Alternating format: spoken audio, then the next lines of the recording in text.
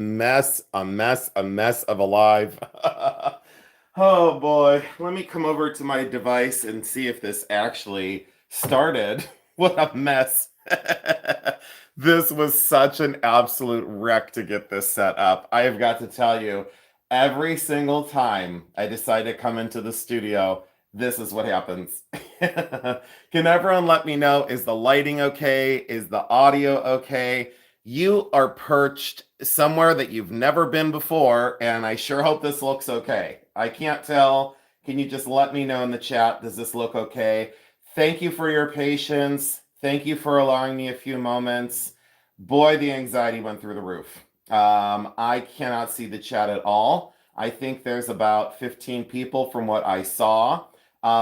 This is a very special moment because, I usually do not go live from the studio. This is the second studio. This is not the primary studio, but this is where I'm going to work out of tonight.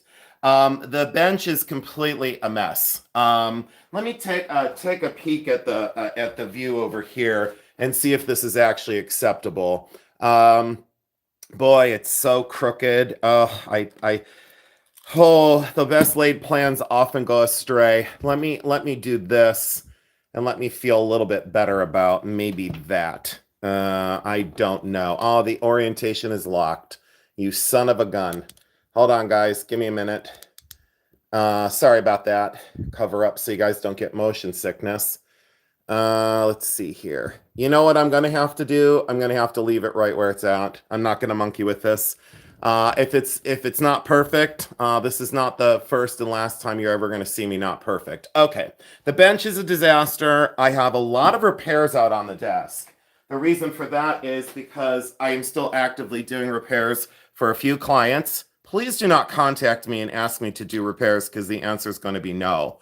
A beautiful turquoise cuff bracelet out that I have to repair, and we're going to get into silversmithing. That's what we're here for tonight.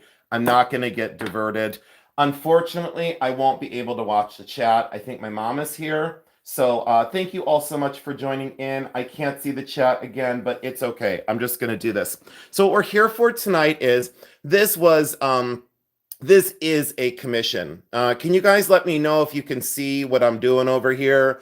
Can you please let me know? And then why I had to perch you here is because if you want to see me solder the pieces together, I'm going to have to move you to go to the soldering station. Okay, because I don't do the soldering near my bench. Okay, so thank you everyone for tuning in tonight. It looks like there's about 30 people here. So appreciate you. We're going to do this relatively quickly. I needed this studio time more today than ever before. So the stone was, this is a commission. It's going to be a pendant. And the person said, can you please put your very famous sterling silver hands on the pendant? So this is what we're starting with. I'm starting with the two sterling silver hands. They look like milagros. These were made by Mary Ellen McDermott back in the day. These are solid sterling silver and amazing. Let me see if I can get my tablet over here. Let's see here. I feel bad not engaging people. Joy is here, Pistachio, Lori J, Terry Cover, Judith Mitchell, Lydia, Garrett. There's a couple people. I don't know how to say your name. I'm sorry. Jan, Dion, Garrett, Janet, and I think my mom is still here. I hope she is. Hi, Pistachio. Thank you so much for keeping the chat safe. 40 people. All right, labradorite and sterling silver, and absolutely amazing. If you didn't see my video today, I did a release of a appraisal fair that I did for the Summit County Lapidary Society. It's a very good video. I was very proud of that as well. All right, so what we're going to get into is we're going to start with a bezel. I always use sterling silver wire on my bezels, and a lot of times you can use fine silver. I'm not going to talk the whole way through this tonight because I so needed this to be like an epic Jason Adams moment of creative process and what I do to create some phenomenal pieces of wearable sculpture. I was trained as a silversmith, graduated in 1997 from the University of Akron. Yes, I'm a proud zip. Absolutely, I'm a proud zip. Boy, my bench is a dusty mess. Have you ever seen me without rings on? I always have a ring on and a lucky cuff bracelet. I dressed down so I could bang on some metal. Thank you so much, everyone, for tuning in tonight. So I'm going to go with a plain serrated bezel. I already decided. I know the client very well, and I'm going to go with a serrated bezel. I'm going to go with something a little bit more simple. Where I do my bezels differently than other silversmiths, I do things very exact from moment go. And so always on a flat surface, you take your bezel wire, you wrap it around, and I wonder if I can zoom in. Let me zoom in and see if I can zoom in. Oh, is that better for everyone?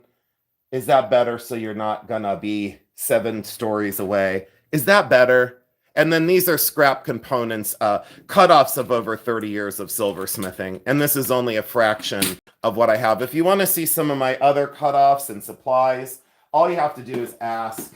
But for example, this is the second bin of 3 bins. Some people say, can you show us your supplies? This is 30 years of silversmithing, cutoffs of spoons, cast items, scraps and wire, trim, gallery wire, copper and silver, old parts and components off of bracelets that were broken. I always upcycled pieces that were kind of left for, for scrap. And then I would make like silver leaves for my sterling silver rings. I was going for a ring shank and gave up. I said, I'm frustrated. That was 30 years ago. I'll finish that eventually. If not in this lifetime, maybe the next. You never know. So let's do this. I have to relax, and I have to chill, and I have to veg. So I'm going to do all that at the same time. So I'm going to hit reset here in about 30 seconds. Is the feed better that way? Can you all see what I'm doing over here? How's everyone doing tonight? I hope okay. Now you know why I don't come in the studio with me. Oh, here's another project I'm working on. Yeah, that's a long story. Oh, I love it. Boy, my anxiety. Whoo-wee, setting this thing up. All right, so always the right tool for the job. How do I score my bezel wire? Not with a needle file, but that's all I have out to score it with.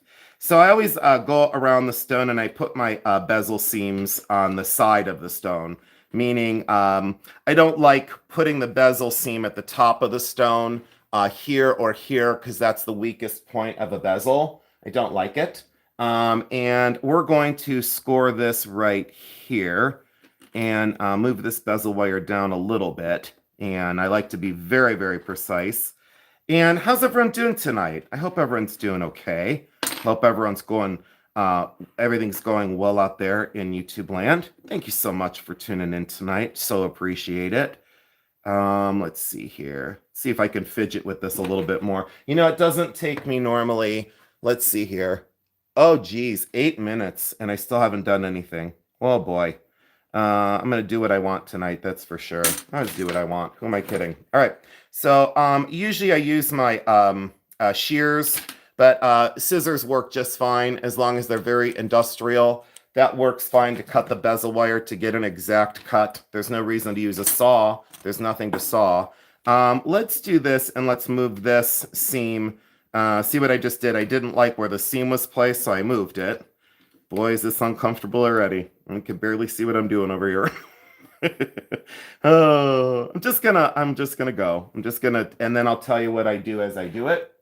53 people, thank you so much for tuning in. A lot of people want studio time with Jason, and I've been waiting all day for this. Talked to Squeaky Cheese earlier today. She's doing epic. Here's a small adjustment.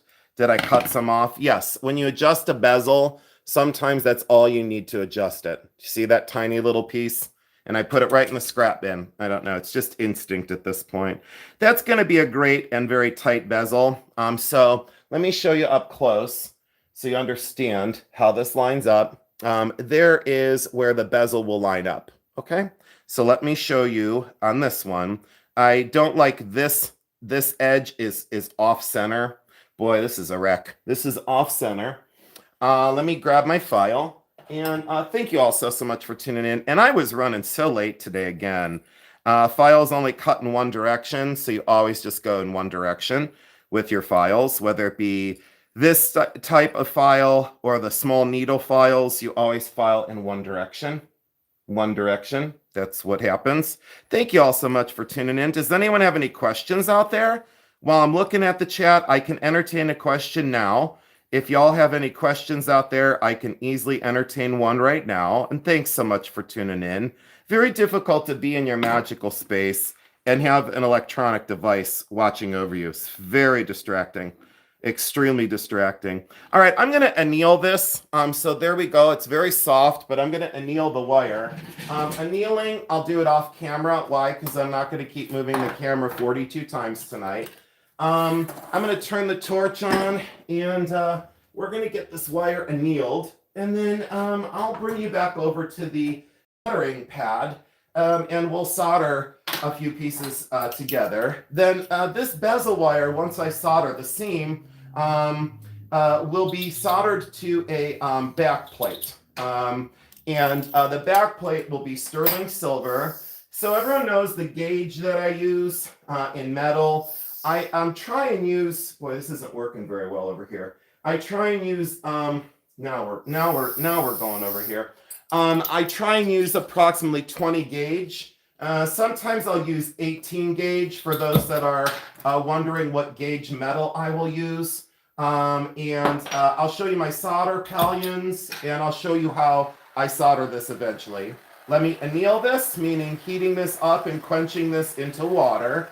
So once I heat this up and quench this, then it's like going to be like butter, and it won't have any spring to the bezel to then resist where I want the seam to go. So this is kind of an intermediate kind of step, if you will. Don't heat the bezel wire too hot, because if you do, you'll have a big melted ball and it won't go well. I can promise you that. What did I miss for questions? Let's see here. Love the little teeth. Don't want to distract you. What is your favorite stone to create with? Boy, that's a tough one. Favorite stone to create with. That's tough. Do I like that bezel? Let's see if I like the depth of this bezel. Kind of not a fan of it already. Kind of a fan of saying, maybe I need...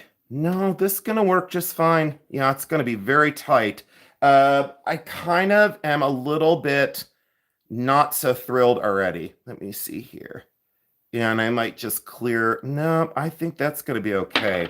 The eutectic might be a little bit weak. We might have an issue already. Eutectic meaning solder seam.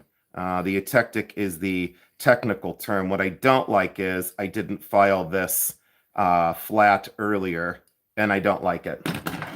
I don't like it. I don't like it. I don't like it. Let's see here. But what I should say is I love it. That's what I should say. I love it. Oh, yeah, it's totally not going to work. Let's see here. All right, we're starting over. Watch that. That goes out of the way. That goes to next project. And look, this will be perfect for this little J-bow right here. Look, I've got my next bezel already ready to go for a J-bow marble. All right, that means that project will get done this week.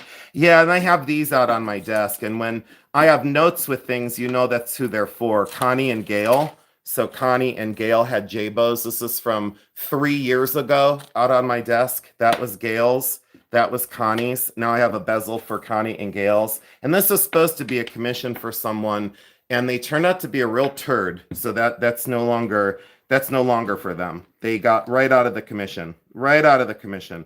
They commissioned it, and they were like all excited, and they turned out to be just a human turd. And so I said, no, I'm not going to do that now. So that's a that's a downer. You know, when someone takes off their mask and you're like, ooh, no, it's not going to work. All right, here we go. We got the hands ready to go, and we're going to do another bezel. Is everyone ready? Okay, everyone's ready. Okay, everyone's ready. They're ready for this. They're waiting. They're waiting. Oh yeah, 3 years ago. I'm right on time. I actually think it was 6 years ago. Sorry, Connie. Sorry, Gail. You still got a heart on your paper, which means I'll still do it. So, oh, it's true. It's true. It's what happens. All right, let's see here. I'm not going to talk for just a few minutes. Let's just get this down and done. Okay, there we go. Bezel wire. And boom. Let's see what we got here. And why do you think I order a ton of bezel wire when I order? so much better. Oh, so much better. All right, a tiny little adjustment. Let's see here. A teeny tiny little adjustment.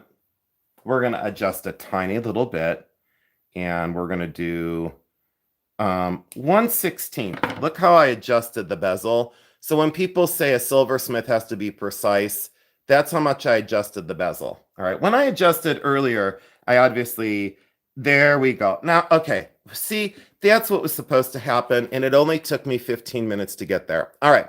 So you can see that that bezel is going to go. Does everyone see the seam? Can you let me know in the chat? Do you see that seam for the silver bezel wire? I'm sorry, guys, I can't see the chat right now, but do you see the seam? Does everyone see that that's the seam here? Can you see that, guys?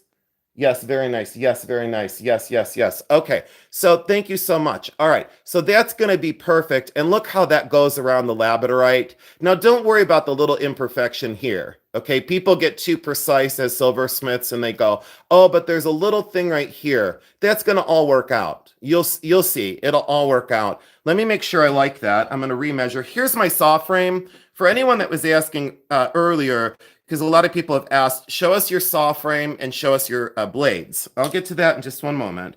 Oh, this is going to be perfect. I put it over here on my, you can't see over here, I don't think. Can you guys see that? No, you can't see it. I have my bench pin right here and you can't see it. I can't move the camera. All right, saw frame. Very, very, very, very, very long time ago, way back in the day, and everyone knew at school this was mine, JMA. Look at the rust on this, JMA, I engraved it, so no other students would touch my saw frame. So this is a saw frame, and this is a jeweler saw. I mean, this is what I do all my pierce work with. Like the pierce work, I saw in there, I open all that up. That's what you do your pierce work with. It's a very fine blade, extremely fine blade, almost like some are smaller than a human hair. All right, so you use that for your saw frame. And let me show you the saw blades themselves, because people say, well, I don't understand a jeweler saw. Well, let me show you. This is a bundle of 12 saw blades, and look how thin these are. There's 12 of these in this pack. Do you see how small these are and how fine these are? There are 12 saw blades in this. So when I tell you that silversmiths are part magician and silversmiths are true craftspeople, these are very, very small. There's 12 of them in that parcel. 12 of them in that little parcel. Unbelievable. I use 2/0 blades. A lot of people say, can you tell us the blade size you use? They're 2/0 blades. That's my favorite blade, and there's one single blade right there. This is a 4, I think. So the 2/0 is much thinner than this, but this is what I have unbundled right now. And these have little teeth on them, and you put them in the saw frame, and you saw with that. They're very, very small. Very, very fine. Almost like the size of a human hair at times. And I import mine from Germany. So I use the German saw blades. And this is the 1/0 size. This is 1/0. And these are from Germany. And there are 12 in that bundle. Can you guys see that real well? So there's 12 saw blades in that bundle. And they're thinner than, I can't even tell you. It's very, very fine blades. And then I have this container of blades that I've used over the years. I have hundreds and hundreds and hundreds of saw blades. And I upcycled some random glass bottle that, like, you know, I don't know. I got it at the thrift store for a quarter when I couldn't afford anything. And then this one is a silver tray that I got. And like I said, cutoffs from past projects. I'm already getting distracted. Oh, another project I started 10 or 15 years ago. I soldered this together, and it was going to be my thumb ring at the time, and still fits, thumb ring at the time, and it was going to have all these little skeleton keys all the way around it, and I made it, and then I just never finished it, like sterling silver, and I soldered all these together. I make all my own jump rings, too. I don't buy commercial findings. Commercial findings is a great way to cheat. That's my opinion, and I'm sticking to it. Some people go, well, that's harsh. I go, I'm just telling you the way I feel about it. So I'm just being honest. All right, I'm going to go over there and we're going to solder this together. I'll take you over to the table with me, and we're going to go over and get this soldered together. Oh, I'm so excited about this. And then does anyone want to see my parts, like my silver components and my parts? Would this be of interest to anyone? If you want to see like wire and stock and square stock and wire, um, I can show you some of the parts and components. These were Mary Ellen McDermott's pieces that she never finished. Mary Ellen McDermott was an artist in Akron, and these are a lot of her findings that I now have the honor to turn into jewelry. Question: how many times can you use a saw blade? Joshi, if you're good and talented, a dozen or more. I've had saw blades last for weeks. I've had a saw blade last for 15 seconds. It just depends on. Hi, Kim. I think you're new here. Welcome in. Thank you so much for everyone being so polite. Pacific something came in, and Melinda came in, and Judith and Janet. Who else is here with us tonight? 73 people. I saw Michelle Guida a second ago. More bezel wire because that's the way I roll. I want a lot of supplies so I don't have to call and go crazy and order. All right, here's some more. These are all vintage pieces that came out of pawn shops or thrift stores or estate sales. Sterling silver wire that was hand wrought. And then look how much I have in supplies. But this is only a portion. And the only reason why I don't show you the drawers that are full is because of security purpose, I have 2 studios, so they won't get it all if that ever happens. Good luck trying to get it all. It's not going to ever work. I'm 3 steps ahead, trust me. And then this one is all sterling silver. Half round wire, they use this for shanks on rings. Like this is half round wire. And then they use this half round wire, meaning half round or quarter round, for sterling ring shanks. Very, very beautiful. Absolutely. Want to see some turquoise? Well, you ain't going to see any of that tonight. You at the wrong channel, girl. I don't know. But let me show you in this one, too. Let's see here. I've done so many videos on turquoise. I'm like tired of the educational videos for right now. I had to get in the studio today, guys. It was a must.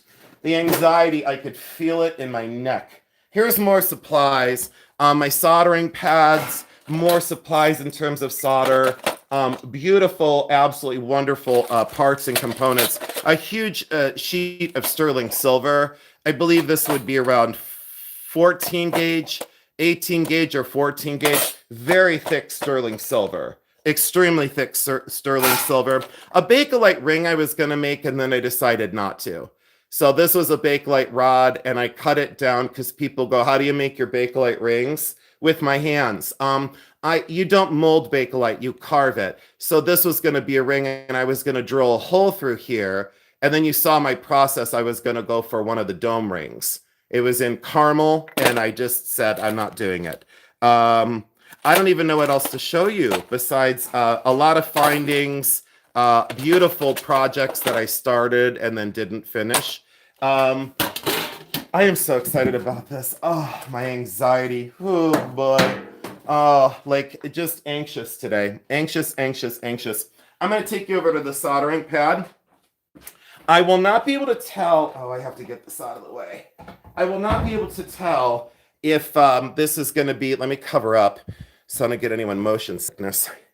And I try and be as considerate as I can be. And let's set you down there. And let's get over to the soldering pad. And I think I transitioned you over quite well. I can't tell, but I'll be able to tell on the tablet if I take a look. This is very difficult. So this is going to be probably like a one and done. Let's see here. Totally lost the chat. Okay, I think now remember, everyone, when I solder, I do spin this. So if you get motion sickness, you're going to have to look away because it's a process. And I can't apologize every single time. All right, there we go. Let's get over here to the bench. We're on to the soldering Lazy Susan as it is because it does spin. And you saw me through the bezel wire. I still can't believe that after all this time I haven't gotten anything done. I haven't gotten one solder seam done. Oh, let's see here. This is my happy place, and now it feels like a job. It's like, I see why I don't bring electrical devices into the studio. I see why I don't do it. I see. I go out. Now I know. Now I know what my limitations are as a human. Isn't it a good idea to know your limitations? I know my limitations. This is one of them. Oh boy. All right, here we go. And oh, I'm so excited about that seam. Well, I don't know if you're going to be able to see it. Yes, I'm in a rolling chair, so if the noise bothers you of a rolling chair, go to another channel and judge somebody else. This is beautifully ready to go. So that seam is all lined up. I don't know if you can see it because the seam is very, very, very, very well lined up, and there's tension that I set on there to hold, like I bypassed the bezel wire, so there's tension that holds the two pieces together. Does that make sense? Does that make sense that like how, thank you all so much for tuning in. Can't see the chat, probably don't want to. And then I'll entertain questions in just a minute. So I don't sound like such a twerp tonight, but oh, okay. Once I get a solder seam done, watch what happens. The whole vibe changes. It's like medication without medication. And by the way, so the delay tonight was I was trying to use this tripod, to set up. Oh, I just wanted to throw it. I just wanted to pitch it across the room. Stay still flux, because people ask what kind of flux do I use? Stay still flux. To anyone that doesn't use stay still, I understand why. But I use Stay Still Flux. Now, I put some water in there, and I like it a little bit more of the consistency of a little bit more water. Thank you, Judith Mitchell, for keeping the chat focused on what we're doing tonight. I so appreciate it. Y'all can chit-chat as much as you want. It does help the algorithm. And unfortunately, I won't be able to watch, but I will watch the comments on replay. So anyways, you can see how long the paintbrush is with me. When I started on YouTube, there were other resellers that said, oh, he's not who he says he is. Yeah, I burnt this brush in an hour. This has been with me 30 years. I burnt every single bristle off the top of that. And look how it's like shaped like a banana, because when I heat it, I just burn the hell out of it. This is my lucky paintbrush. And it's not really a paintbrush. It's more of a paint nub. That's like what they consider a paint nub. It's true. It's called a paint nub. Look it up. All right. I put Stay Still Flux right there. Now, everyone else might flux the whole thing. Can you all see what we're doing here? Is that okay? Is that okay, guys? Let me zoom in. I think you all could see that. Okay. Is that close enough, or do you guys want to get in closer? Is that okay? Or do you guys want to get in closer? I just need a little help in the chat. Okay. Michelle Guida, thank you. All right. So let's do this. Let's put this little solder pallion. Now, I put my solder pallions on the inside. It's just better for cleanup. I don't know if y'all can see that, but there's a little teeny tiny solder pallion is what it's called. It's a wire that I cut by hand. But do you see the seam is all lined up still? Can you all see that the seam isn't overlapped at all? And it's good from top and bottom, meaning there's the top of the bezel wire, there's the bottom of the bezel wire, and it's very lined up. Can you all see that okay? Is that okay? So this is just, like I said, it's very distracting to me, but, as a teacher, and I use a torch that looks like that. It's oxyacetylene. Let me go quiet for a second, please, and thank you.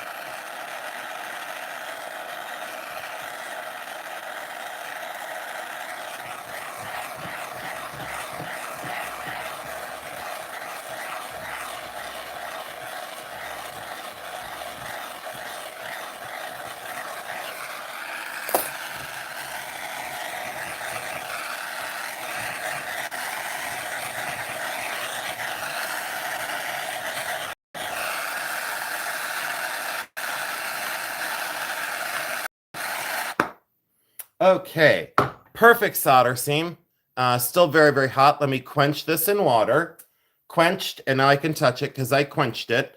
So great solder seam. I don't know if you can see, but the solder flowed right there, which is great. Look how minimal the cleanup will be. And that edge isn't there, like there's no edge there. It looks like there's a little indent. That could just be filed down on the outside. Okay, so do you see how it's see how you have extra solder here. You can grind that down and clean that up too. Is that okay? Janet League, thank you so much for saying that. Hi, sweetheart. You're so fantastic. Thank you all so much. 30 years of a silversmith. Awesome to watch, really. A genuine master at his craft. This special treat.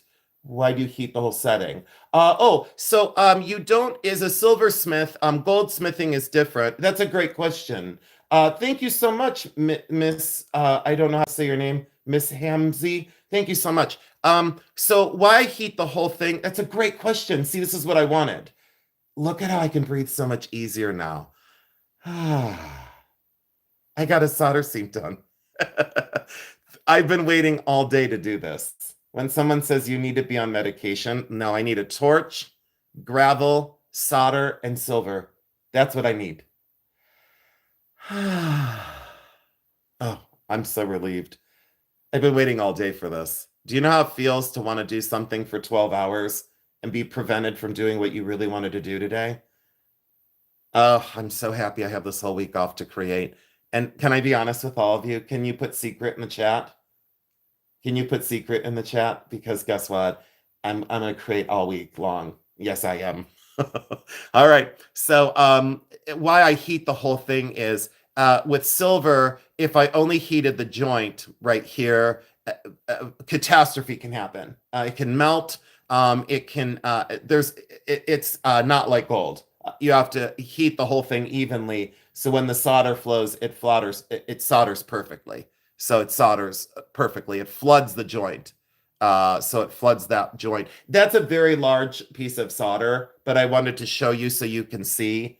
Thank you, Jenny C, for subscribing, hon. I appreciate that. Okay, so let me see if this bezel works out really well, which it will, but give me one moment. That sounded so arrogant. Okay, so I'm gonna bring you all over here, and I'm gonna just show you on camera. No, I'm gonna do it over here. All right, let's move this out of the way. I'm not gonna keep moving you tonight. It's not fair. Is this a good view for everyone? Are you all happy with like right here? Are you good with like right here? Because if you're good with right here, I'm great for right here. And I always throw my solder pick. Look how long that's been with me. That's my solder pick. Please don't stick your tweezers in the flame. But if you do use your tweezers, just have heat tweezers like this. Usually they're insulated, but after 30 years, I don't need insulated. I usually don't burn my fingers. Usually. All right. So can I just leave this here? Is that okay? If that's all right? Okay. Let me show you over here. I'm going to do like an impromptu. I moved that out of the way. It's cool now. So as an impromptu, this is just like a wooden block that's a very dense wood. I don't know what it is, but this has been with me a long time. Got it at an estate sale. The reason why I want to put this in is, so there's your bezel, right? Fresh off the solder pad after you quench it. And there's little imperfections, but do you see, in general, it's very oval, like the shape of the stone, because I'm precise. And then when you put it on there, you go, oh no, it's not fitting. Well, of course it's not. Push it down. Did you see what happened? Look at how perfect. So don't get frustrated with your bezels. Let me say that. Don't get frustrated. There will be little areas here, a little area here, but that's 30 years of silversmithing. Now, what I do, I just do it different. Y'all can do whatever you want. But after all this time, yes, a labradorite and a big one. And this is a commission again. And so I tap. Now, don't rock over. Don't roll the bezel over. We're not setting the stone. We're just getting the bezel to be, more precise all the way around. So I'm tapping, okay? Like, I hope you see, I'm not rocking this over. I'm not rolling this way. I'm tapping. So you just I'll just show you, you tap around the stone. This is the way I do it. This is Jason's process. If you want to do it another way, you do whatever makes you happy. Silversmithing and creating has such a layer of spiritualness to it. Some silversmiths will pray as they create. Some will sing as they create. I complain as I create. It's not true. I usually am in such a better mental state. Well, thank you all so much for tuning in tonight. I'm not the channel that will come on and lie to you. I'm the channel that will come on and tell you the truth. tell you how I'm doing. All right, there we go. Oh, I feel so much better about this already. All right, and so that kind of straightens the bezel out and makes this much more precise. Okay. I pray that it works. Hi, Jenny C. Are you a silversmith? Oh, thank you. LZA cow, LZA cow, LZ cow. Thank you so much for being here. Hi, Michelle. Thank you. Janet, thanks again for tuning in. Pistachio, thank you for being here. Does that look okay to everyone? Can you all see that that's like how? Oh, you're welcome, Judith. I wasn't going to, and then at the last minute, I set the live, and I go, now I have to. And you know how I feel like when I feel like I don't want to do something, I do the opposite. So I go, well, maybe when everyone comes on, I'll just do a sort thrift store, you know? That's a great question. That's a great question, Justice for Julian. You said, how old were I when I decided to silversmith? I probably was 145 years old spiritually at that point. That's not sarcasm, that's true. I feel like I've lived before. I don't feel like I chose this specifically. I feel like it was chosen for me. Someone said the other day, I had a conversation with an artist, and I think she thought I was being a smartass. She said that she was 4 years old when she realized she wanted to be an artist. And I said to her, I don't feel like I chose to be an artist. I feel like it chose me. We're born into certain things. And, you know, I've made jokes before, like really off-color jokes about, like, if you were born to lie, you should be an attorney. And then I laugh because it's called sarcasm, you know. But what I believe is, I think it was chosen for me. I think, you know, if you were born to heal, you're a nurse. If you were born to, you know, heal, you're a doctor. If you were, born with like great muscle tone, you're an athlete. So I was born emotional. I was born different, very, very early on. It's like I saw things so different than the other kids that I was around. I didn't really relate to kids very well. It was like I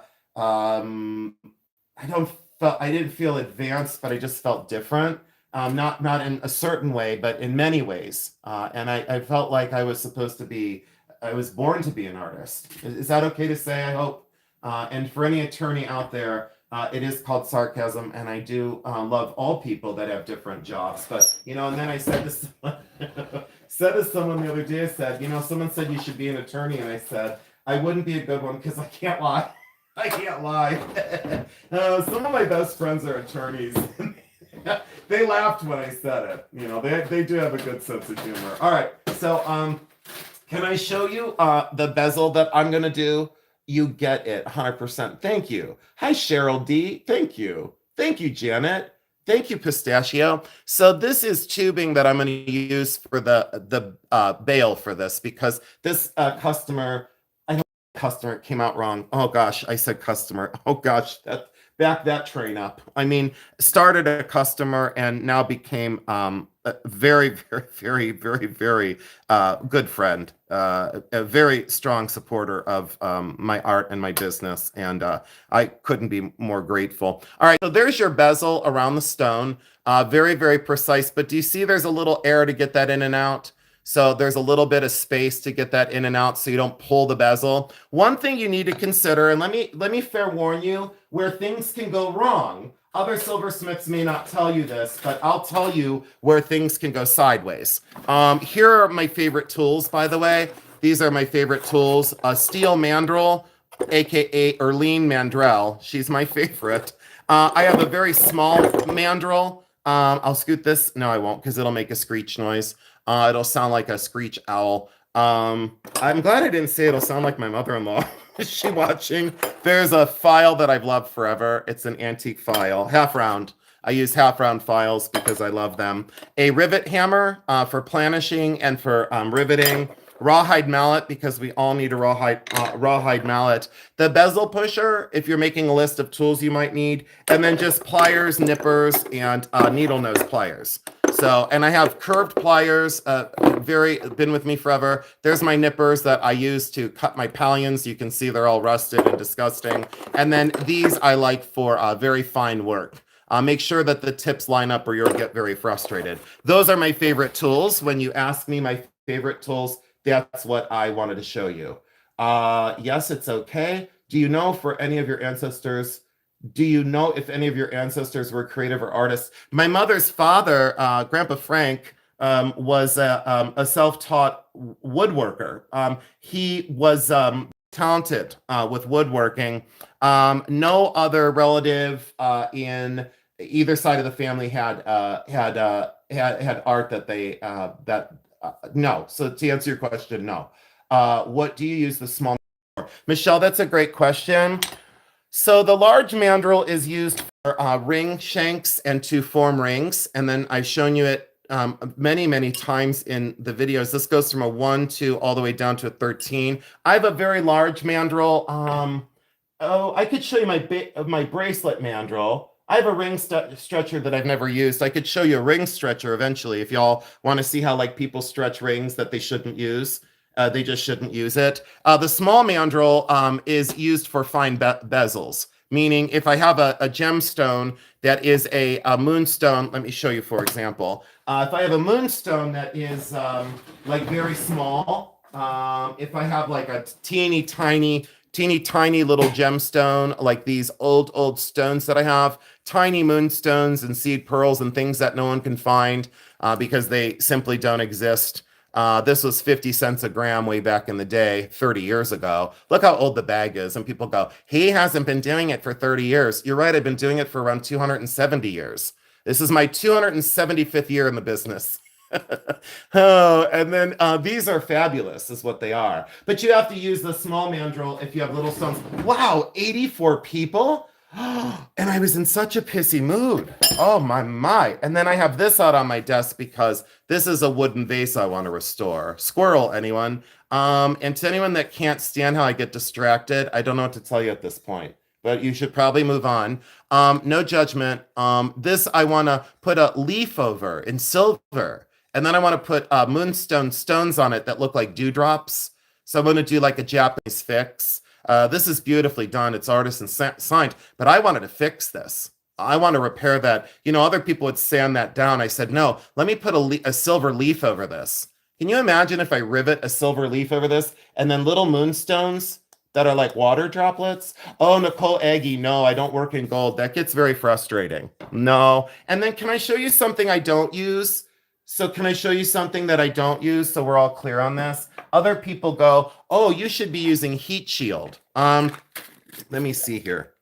Oh yeah, okay. Why don't I use heat shield? I don't know, but look how long this has been here. Heat shield is a paste.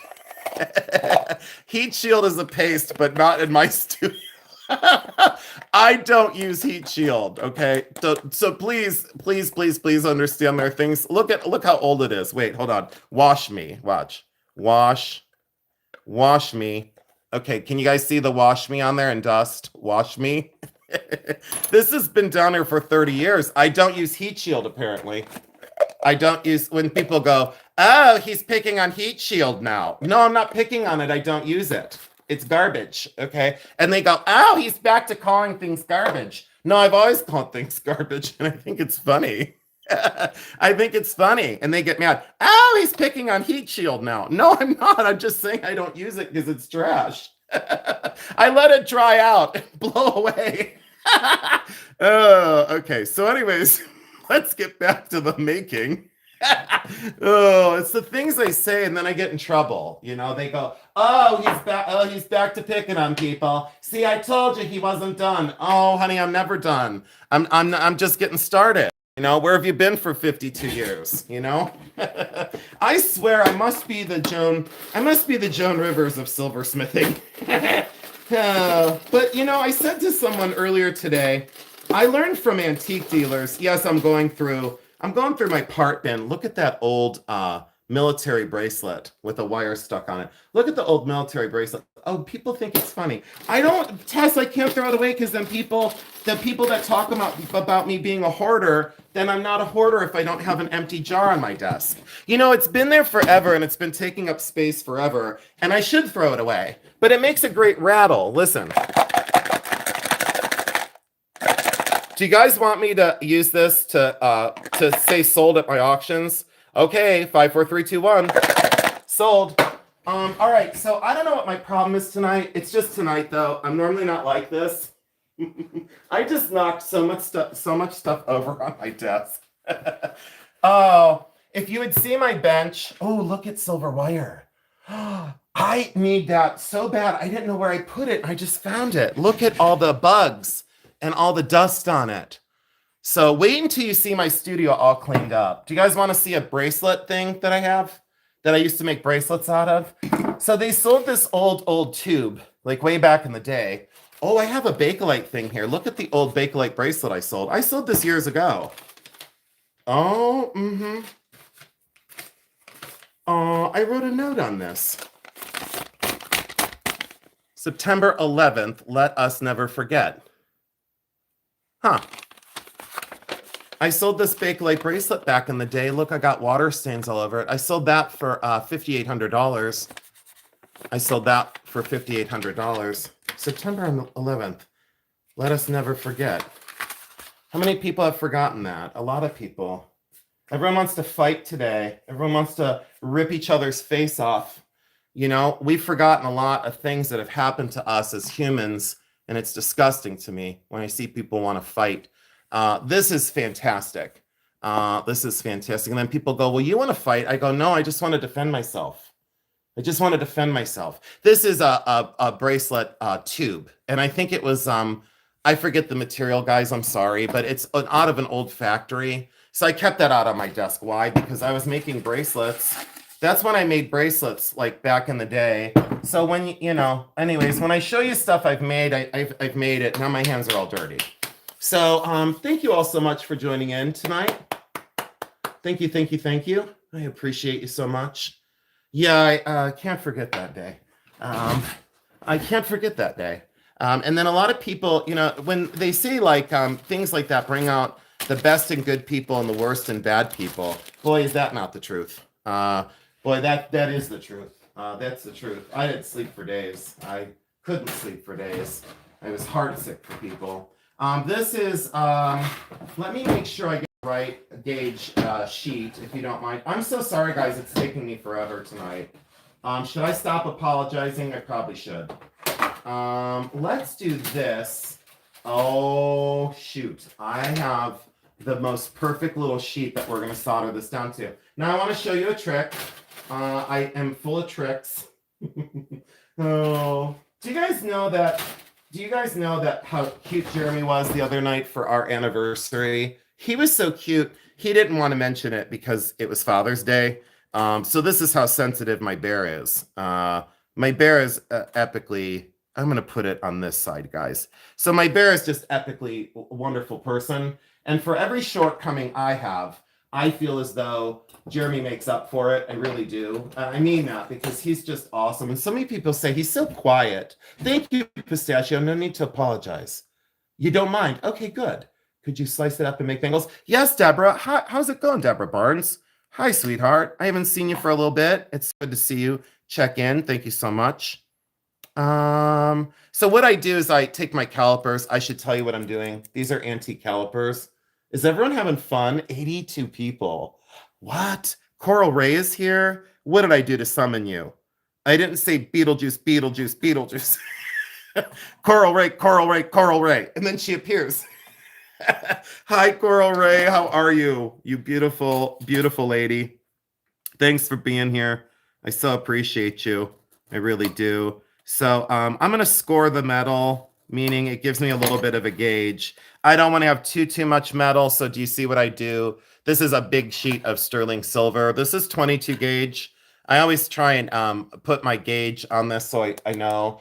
I don't really want to use 22 gauge. Deborah Barnes, I'm quiet in the chat. Too busy laughing.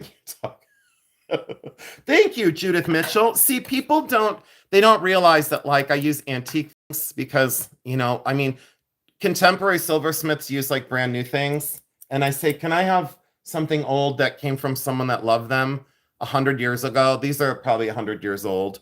And then someone will come in and go, no, those are Stanley from 1958. Don't lecture me. That's the last thing I need is a lecture. That's not going to happen. Let's see here. Do you guys remember the other night when someone tried to lecture me? My chat. Oh, when have people not been able to see what my face looks like? Oh, if I saw these eyebrows, I'd go, I don't think I'm going to try it tonight or ever. I think I'm just going to leave them alone. I think I'm going to come into the chat. I'm going to go, oh God, and then I'm going to leave. I'm not going to try it tonight. I'm not going to try it ever. They're going to come in and they're going to go, oh, maybe not ever. This guy's really cool, but boy, he's got a temper. All right, so I scored it twice. Do you see? And then I'm going to cut that real quick with my jeweler saw. Y'all don't need to see me saw. You just need to listen to me saw, because this is ASMR. Are you ready? I love ASMR. Here we go. Okay. I have to focus. I have to become a very serious individual. Jeremy said, never mind. I won't tell you what he said.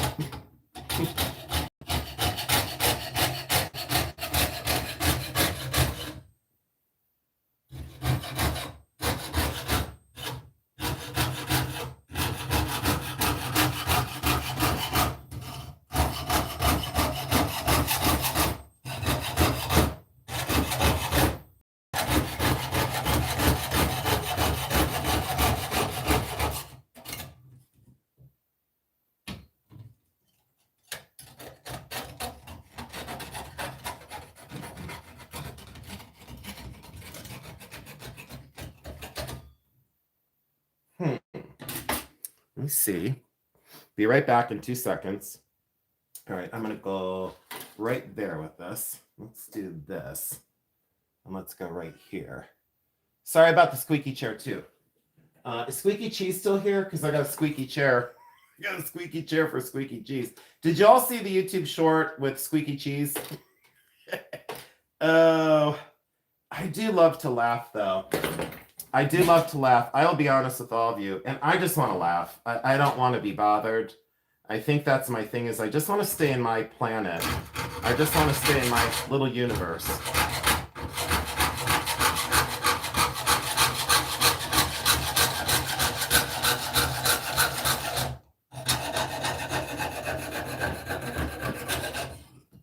Oh, so good. So good. Oh, thank you. You cannot hear the chair. Well, it's like squeaky and weird. It's both my best attributes. All right. So I cut that so that I had a little extra. Give me a moment. See, I'm not liking this. Let me flatten this out a little bit. Uno momento, por favor. All right.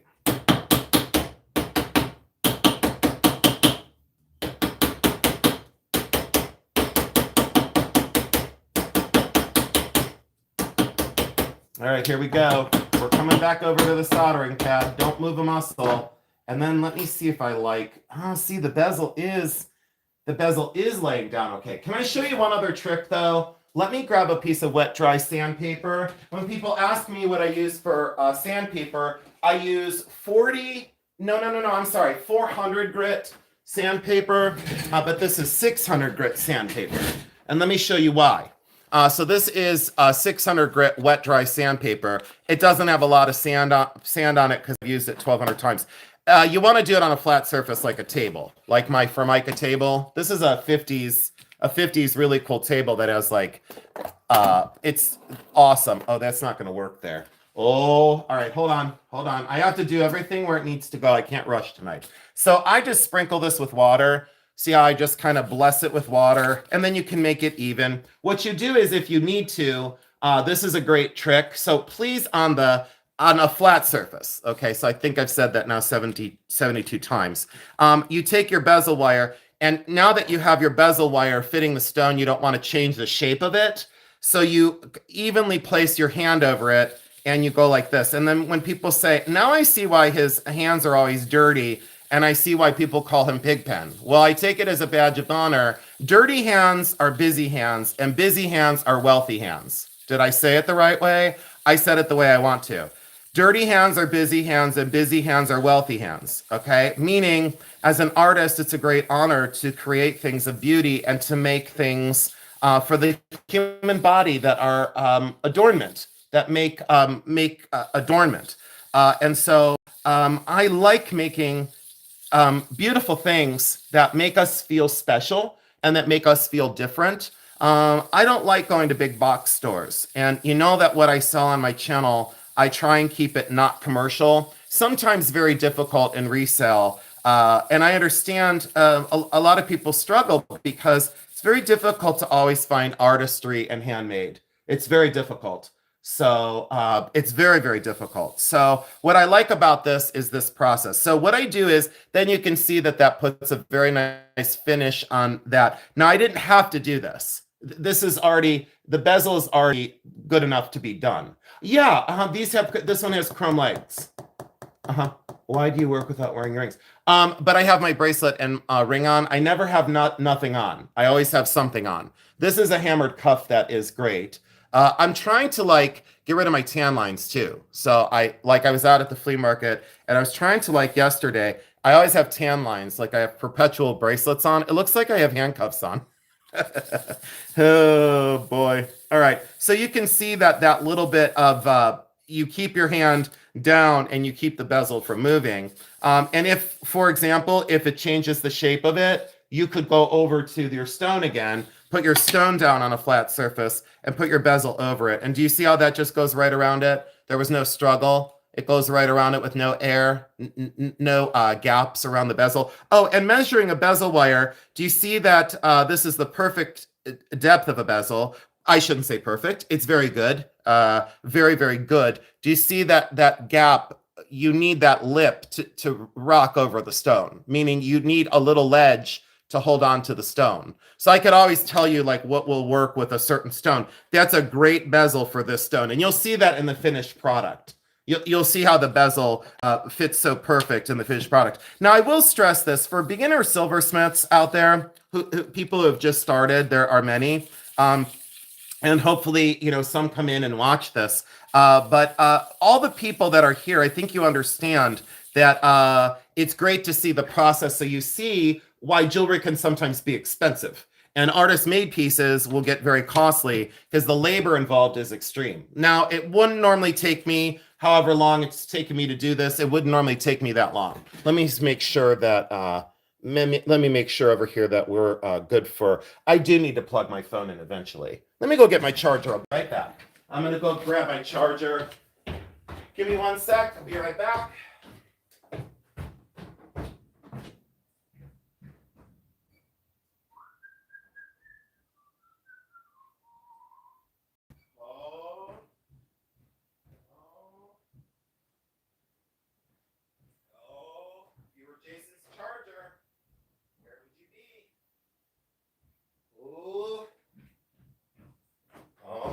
If you were Jason's charger, where would you be? If you were Jason's charger, where would you be?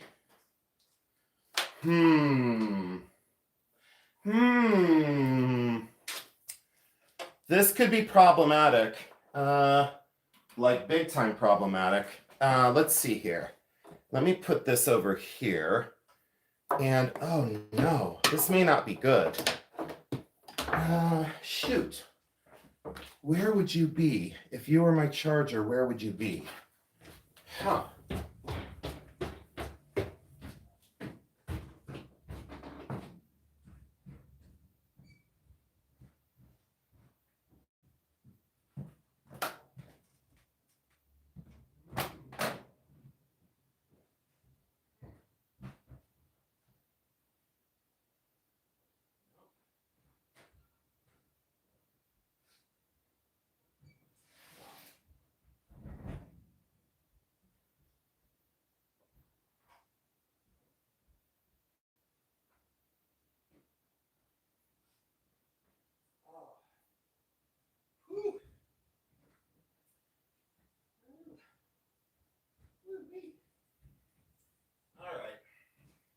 I'm coming, guys. Sorry about that. Sorry for the delay, but I brought you something. Look what I brought you. What? What is that? What is that? Look at this. What is this? And why have I, ooh, the silversmiths that span before me. Oh, the things I have learned. Oh, the things I have learned. I'm so glad I'm not out of breath as much as I once was. Go running around the house. That's because I've been out on my mountain bike. Let's see if I can plug this in. Boy, oh boy, is that a little... All right, is everyone still here? All right, so this is amazing, and I'll get into who made this. When you see a finished product like this, see how long it would take to get to this point, but it wouldn't normally take an hour. I can't believe I did one solder seam in an hour. I'll step on it, you'll see. This is phenomenal. Wearable sculpture, gorgeous bloodstone, beautifully, beautifully constructed piece, 1970. The neck ring says, hello, I'm 1970. And dragon's breath, but a gigantic dragon's breath, like the world's biggest. This is the second cuff bracelet that is now in inventory. That is the second. This is the largest I've had. I do have a brooch that's slightly larger. Oh, someone gave me money. Coral Ray gave me money for being in the studio and bringing everybody here. What? Where was the charger? Oh, upstairs where I left it. I had brought it out to, I only have one charger that really works with my phone, because my phone's old. I don't know, it's like forever old, you know? It's like an old, and it's like forever old. And I only have one charger that really works with it. All right, I'm not gonna fidget with this anymore. We're gonna solder this down, watch us go. Now let me move over the soldering pad. And here's where the magic really starts to happen. So let me rinse this off because it's always best to get the grit off of that before you decide to solder it down. So I always try and give helpful advice to everyone at the channel. And so I just kind of go around and wipe that off. Make sure that the stone fits perfectly still. Before we get this soldered down, this is the final step. Coral Ray, thank you so much for the super chat. You have no idea how much I love that. Thank you, thank you, thank you. That is very generous and very kind and totally unnecessary. But when people throw money at me, I say thank you because it's very, very generous. Thank you so much. 73 people still here. Thank you so much for watching. I thought I'd get about 50 people tonight because a lot of people don't want to watch the studio videos. And I don't know why. They go, no, I'm good. You know, I don't need to see how silversmiths do their thing. Well, that's a shame because this is very magnificent. All right, here we go. So there is where I sawed that out of, and you know, you don't have to worry about how you saw it out, but I get pretty precise. I could have made this a whole lot smaller, but this irregular edge prevented me from doing so. All right. So what I do now is usually I would cut this off, I would cut this off, I would cut this off, and I would reduce the heat sink, meaning that the metal, the excessive metal will pull the heat away from where you want to solder this together. Okay. And people say, why do you say solder? And I say, because that's the way it's pronounced in America. Other people say solder, S-O-L-D-E-R. No, I say solder because I'm from a cornfield in Ohio. But check that out, the way that gap, there's no gap between the bezel and the flat sheet. So please always flatten the flat sheet out like I hammered that because there was a gap up here. There was a very sizable gap and you see a lot of air. I always make comments about the air between things, but that just means the space between a bezel wire and the bottom sheet. Now, what I will say is, this is where people make relatively mistakes, novice mistakes, beginner mistakes. And I was a beginner a long time ago. I create a little, did you see I created a little tripod for that to sit on? Did you see? But now this is very level. Are we seeing what I'm seeing? Oh, thank you, Coral Ray, so much. And thank you all for hitting thumbs up on that. I can't see, now I can't see the way you see this, because I have to be seated to solder. So what I do is at this point, very easy. And I'm probably going to go quiet again while I solder this because I need to.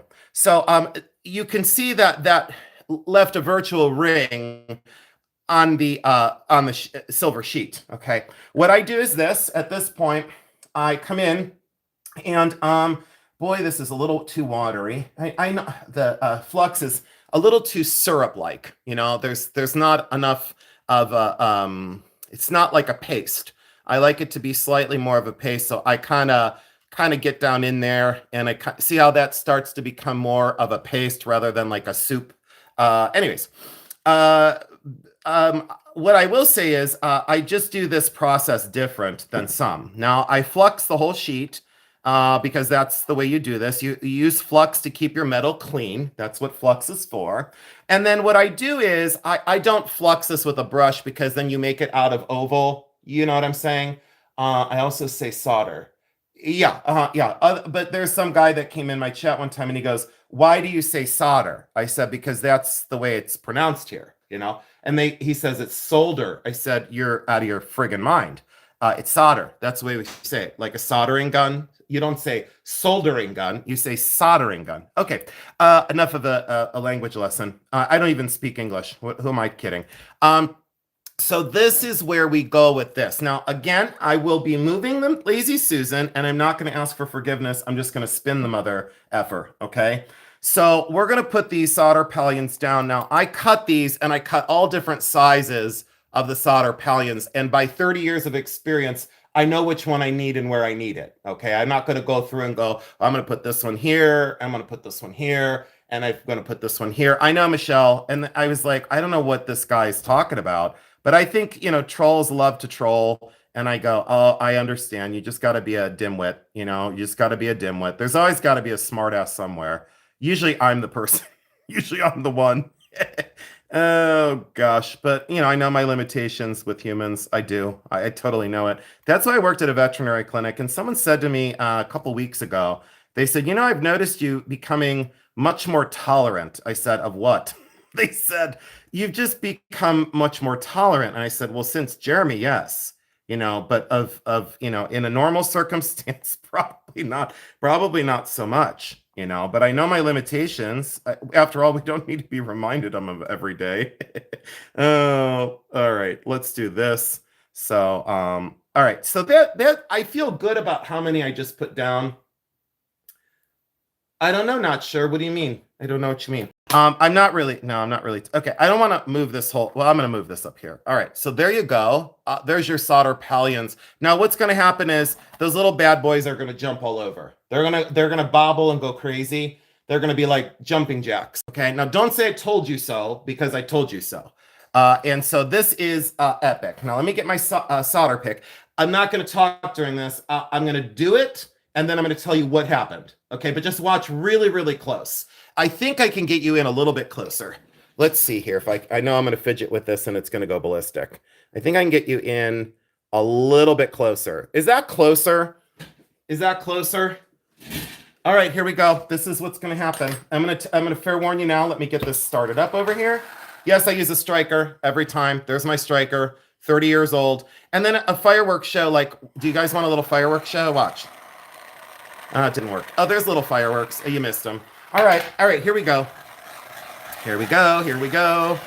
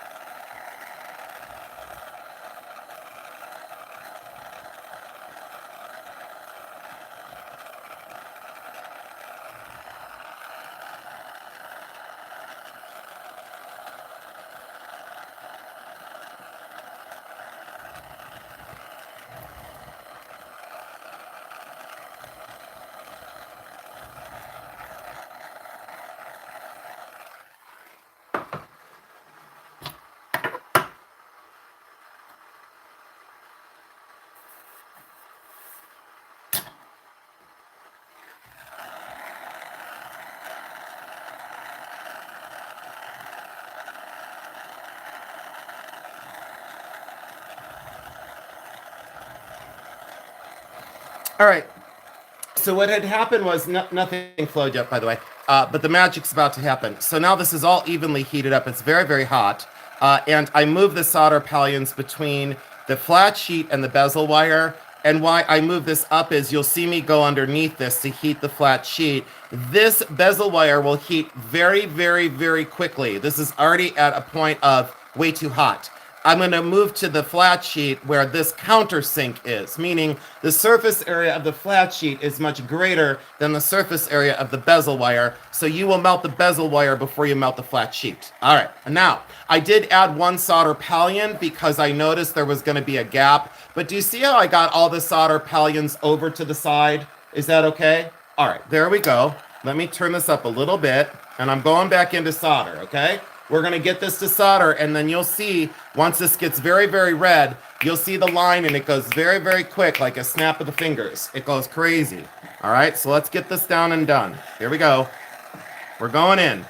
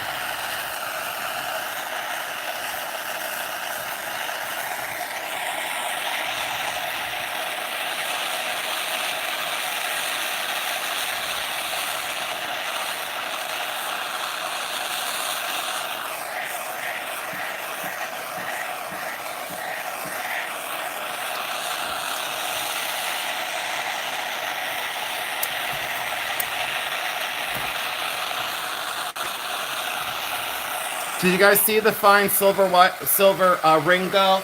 Did you see that?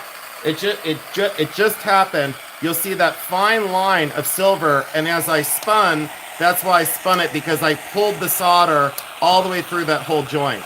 So now that whole joint is soldered closed, and I did not resolder this seam over here. Now this is very, very, very hot, and very, very hot. Again, reserved for adults only. So we're clear on that one. Never children. Look at how that is soldered together, and I did not reflow that seam on this side. So then I quench this. You can let it air cool, but you let it quench. I do. I just stick it in down and done inside my quench water. I hold it in there for just a few seconds just to make sure. The pad is extremely hot right now. And did you see how that solder seam flowed? And then you'll say, well, what's the black and the blue and the pink and the colors? That's all the flux that has that's all the flux that is going off the surface. Okay, so that's soldered beautifully. I'm sure the stone fits right down in there. But what I don't want to do is I don't want to stick the stone down in there, because I stick this down in there, then I have no way to get that out. So and yeah, there was water in this, and there's a little bit of steam for you for a further effect. Yeah, let's do that again. Watch. There we go. See, there's more effect there. So that'll go perfectly down in there. Let me remove some of the metal from around this, and then in the next step, we'll solder the hands down. And I think what I'll do at this point is, because it's already 8:20, I took too long. I'm going to go put this in the pickle pot, which is a crock pot that has hydrochloric acid crystals that then cleans the metal. It kind of cleans metal, and of course I don't have it turned on. So we'll have to wait for that to heat up. Did everyone see the soldering process though? And then I can bring this back over and show you. Is that okay? Is that okay? 22 gauge. I don't know what that means. I don't know what that means. So do you see how that soldered closed, and then the bezel did not reflow, meaning that seam is still sound. Other silversmiths will do hard, medium, and easy solder. And let me explain that one more time. I only use medium solder, meaning a lot of people will use hard on this seam. So you have to follow my method of my madness here. Hard on this seam, right? So that's the hardest solder you can use so it doesn't reflow. Then they'll use medium on this seam, right? On where we just soldered. And then to solder the hands on, they would use easy solder. There's different melting points for solder. Hard, medium, and then easy on the two hands. I use medium all the way through. I use medium all the way through. I don't use hard, medium, and easy. I don't do that. I'll remove the excess metal from around that in a minute. And let's do another solder seam on the hands. So here is the hands, sterling silver. And where I do the bail is where I take the hands and I roll them around the tubing. So what I'm going to do off camera is I'm going to cut a little piece of tubing right here of how long I want that to be, where the hand then will grab the, quote, grab the tubing. You've seen my bezels before with the figural hands.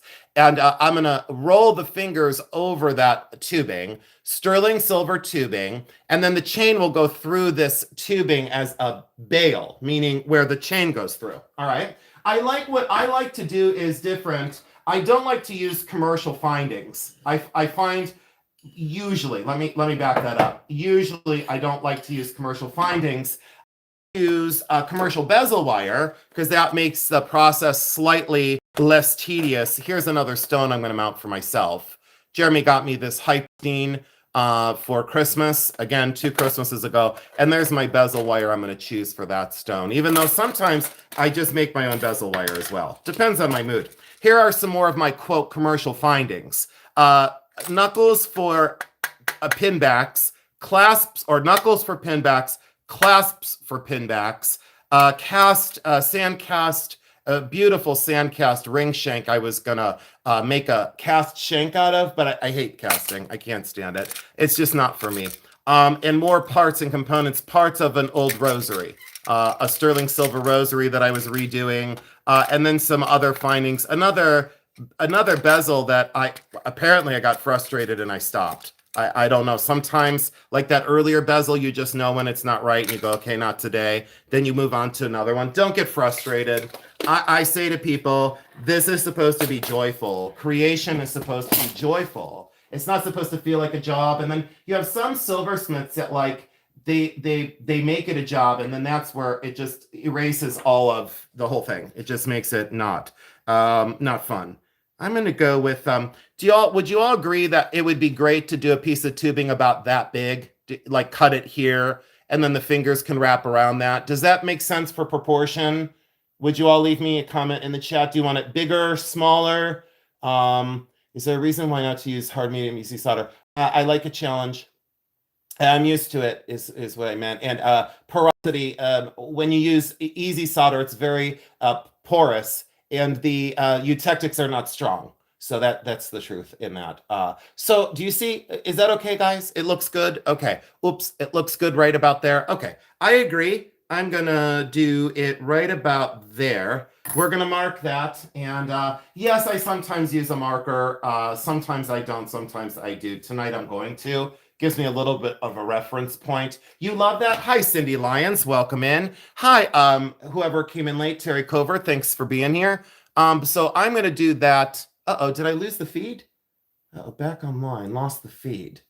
I lost the feed there for a second. Okay, so we're going to do that for the, and then I'm going to roll the fingers over that. I'll show you how I do the whole process. I'm going to be right back. I'm going to, another thing I did is I filed this edge to get a finished edge. And I put a little bevel on it. Sometimes as silversmiths, when we're new to this, we go like this with the file and you leave like a raw edge here. I twirl this like this and I just kind of bring it across the file. I'm not doing it exactly how I do it, but I bring the file across this and put a little bevel edge there. Not very much, because then it becomes a sharp point. Very uncomfortable to wear a raw edge. Very, very uncomfortable. When sometimes you see a piece of jewelry, I'll be right back, guys. Hold on. And remind me where I left off. Oh, perfect. Oh, yes. Now I need to find it. It's on the floor somewhere. There we go. All right. You'll see a piece of jewelry that you love, love, love. You go, oh, I just love it. I just love it. I just love it. And then you put it on and you're like, why in the hell did I buy this? Uncomfortable, terrible, awful, horrible. Just great. A great design, but a terrible, it's cumbersome. It's got a sharp edge. It doesn't fit right. It doesn't balance right.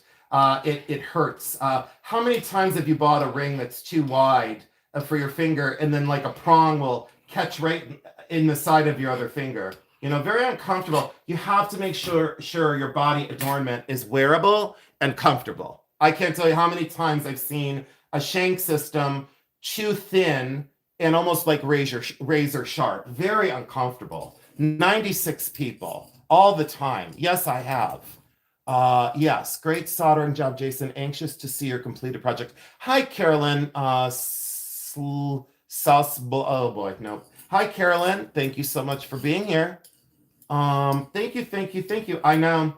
And a lot of times when I'm out shopping for vintage, I will put things on my finger even if they don't fit, and then I'll look at Jeremy and go, nope, look at this. And I'll show him, like, it will, just trying it on, it leaves a mark on my hand, like a little red mark or a stress point, and I go, no, Jeremy, this is uncomfortable. We had a ring a couple weeks ago that was fantastic. It was a fantastic find. Had wonderful stones in it, way underpriced. I think it was like $18. And I put it on and I showed him. I said, because he was like, I think we should get this one. And I said, I don't know about that because this is really uncomfortable. Okay, so there I finished both edges of the sterling silver tubing. Please understand it normally doesn't take me this long to do these, but I'm so grateful for all of you. I'm going to curl the fingers right about there. The chain will go through here, and then this gets soldered down to this. Once I finish this gets soldered down to the back of this, so that hand will reach up and hold that tubular bail. Like a trapeze artist, how they, one hand and they swing through the air like magic. Very, very magical. And that heart line that goes through the hand, very, very directional. Sterling silver. And then once this is cleaned up as an oval, and then watch what happens. This stone, I don't know if I'm going to go this side with the stone or if I'm going to go this side as the top of the stone. I can't decide. I'll decide that later. And then look at the way that reaches up. Very, very tense. And then the other hand will drop down here. Sometimes I like to make a free swinging hand that free swings down the bottom, but I'm not going to on this one. It's going to be a rigid in place. Let me clean this up a little bit more. Boy, oh boy. I got a super chat. Random act of hugs. Thank you so much for the super chat and for helping out my channel. Thank you so much. 88 people. Thank you for hitting the thumbs up, and thank you for watching tonight. That was a fast sawing job. Just zip. Thank you so much. Hello, Rebecca Peters. Welcome in. And again, I do have this repair out on my desk, and I have to get into this repair. A Navo cuff bracelet, and this comes free with purchase with a whole bunch of other pieces. And of course, people over time, they can't leave anything alone. They got to pull on their cuff bracelets in and out, in and out, in and out, in and out. And then they break the bands. And then it takes a silversmith to come in here, take the stone out. Again, this is my 400th one I fixed. And then take the stone out, resolder that all together, and then bezel set the stone and reoxidize the whole piece so it looks old. So frustrating. Please do not adjust your cuff bracelets. Please leave them alone. I just get so frustrated. When I do the shows, I fair warn the people, I go, do not adjust my bracelets. I'm just telling you now, there's nothing more that I can't stand. I just can't stand it. What I'm going to do is I'm going to form the hand around the mandrel. So you asked, why do I use a mandrel like this? I'm going to form the fingers around it because it's more rigid than a sterling silver tubing. That's what I'm going to do. Oh, absolutely. That's what I'm going to do. Oh my, that bracelet. I know. All right. So let me hold this very central and let me roll these fingers over this mandrel. And let me get these situated a little bit more. Boy, this is really work hardened. Oh yes, this needs to be annealed. This doesn't want to bend at all. Let me anneal this and I'll show you the process. Let me get those babies off of here. I'm going to anneal the hand. I'm not going to flex it because, should I? Do I have to? All right, I'll flex it just because for the sake of showing people what they should do rather than, yeah. All right, I'll flex it. Oh, I don't want to, but I will. The oxidation will vanish, but we're not worried about that right now. The oxidation, that tarnish on there, that will vanish in about 32 seconds.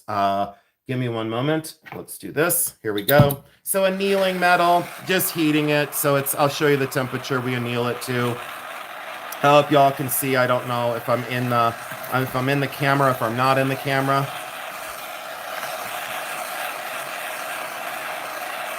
So when you start to see that color form on there, that's annealed. You don't have to go any hotter than that. That's totally annealed right now. Do you see how it gets paper white? That's because the fine silver comes to the surface. So annealing is just to get this ready to be formed. You don't want to go too hot. That's enough. See how it goes white, and then the color kind of chases around on it. You don't want it red hot. You don't want it. I quench it. I always do it twice. Don't ask me why. It's the way I do things. People go, you don't need to do it twice. I said, you do you, I do me. That's the way this goes. And you can see that is red hot enough. See how that goes white? See, and then all the oxidation burns off. That's why I say with restorations, I say it's very difficult to put an oxidation back on the surface of silver, but I've pretty much mastered it over the last 30 years. When I redo that Native American cuff bracelet, I can do that live too. Maybe not talk as much because it's a sacred thing. When you touch old things that have been previously loved, it's a very sacred thing. And let me grab my over here, and I'm going to start forming the fingers a little bit more on this beautiful bezel. Let me grab my hammer real quick, and let me do something off camera to kind of adjust. Sorry for my reach. Excuse my reach. Thank you. Let's see if we can do this. Let's see if we can get this down here, and we'll tap. I need a different mandrel. Let's see here, a different mallet, and let's see here if I can get this down on here, guys. Thank you so much for watching tonight. I so appreciate it. You guys have been such the epic crowd. Very grateful for all of you here. You make it such a joy. And like I said, a lot of times, for some reason, the silversmithing videos, they just don't go real high in views. And I'm so grateful to have we almost had 100 people here tonight. That was just an epic turnout. So I kind of like this, and I kind of don't so far. So the pinky is definitely in a good spot. See the eutectic that will happen there. And then these little guys want to close down over there. So I'll get in there. But do you see how soft that became to then put the tension in the hand? And without soldering it together, it's already very balanced. And see how central that is? See, there's no lean to it, you know? You don't really want to lean to that hand because that's where your focal point will be on the pendant. I'm going to curl the fingers on the back side of this so that when I curl this in, then it will be much more sound. I don't know what's going on. Okay, so let's curl these in. And let me grab these. Let me grab these guys. Sorry for my reach again, buddy. Let's do this. Here we go. I'm super excited about this. Thank you. Okay.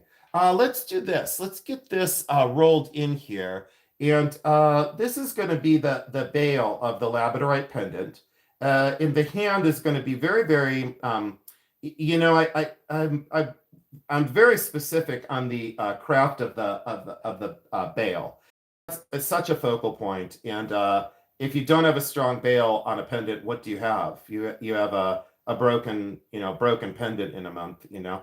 And the repairs I've had to do on some contemporary jewelry, and I don't pick on contemporary silversmiths, but boy, something that I do want to cover this though. I think that this is an important thought too.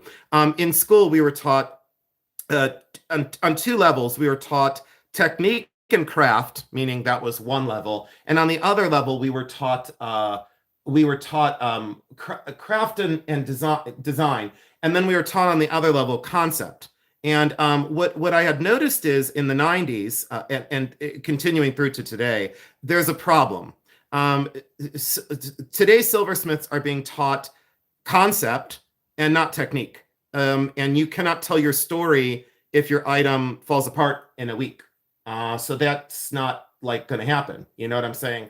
Wanted to be a silversmith, so I'm in heaven. Judith, thank you so much, honey, for saying that. I'm so glad. Thank you so much for saying that. That was very beautiful of you. And thank you all so much for tuning in. Okay, so I've got this very well balanced. And so this hand on this tubular bale for the labradorite pendant is now very, very central, and I like it.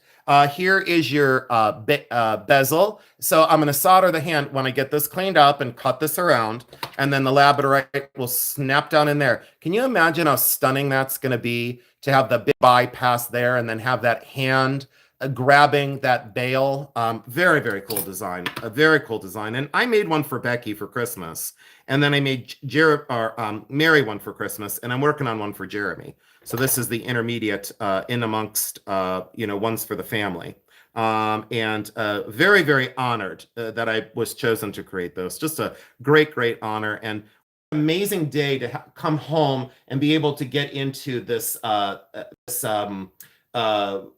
This is just amazing. It's all I can say. I'm at a loss for words.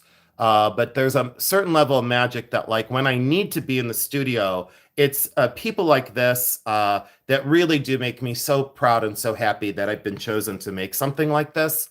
And then this will be soldered here. But all right, so let's get into this and let's get that solder seam done on this hand. I kind of like, I don't really like this little teeny tiny gap between that index finger. I kind of want to get rid of that. Let me tap, tap, tap a little bit. Give me 1 second. I want to vanish that. I want to get that out of there. And sometimes it takes just that little adjustment. There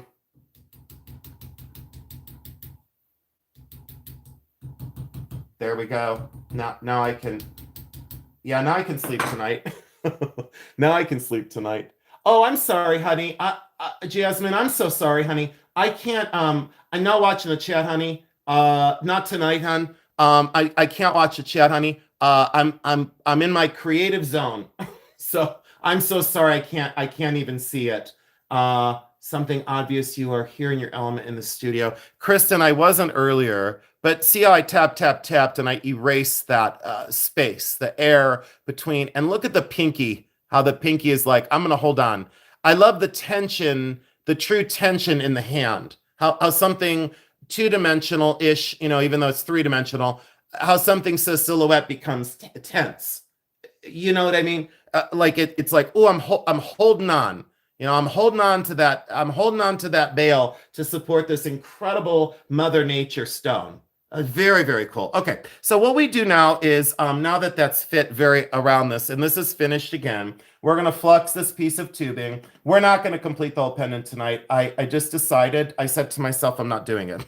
I'm going to flux the inside of the fingers. And again, I can show you guys. So I flux the inside of the fingers, right? And then I flux the tube itself. So I put flux on both. You don't need that much, but that's as good as can be. And people say, why do you get it all over your hands? I'm used to it, I'm used to it. I get it, all right, we're going to put that in there.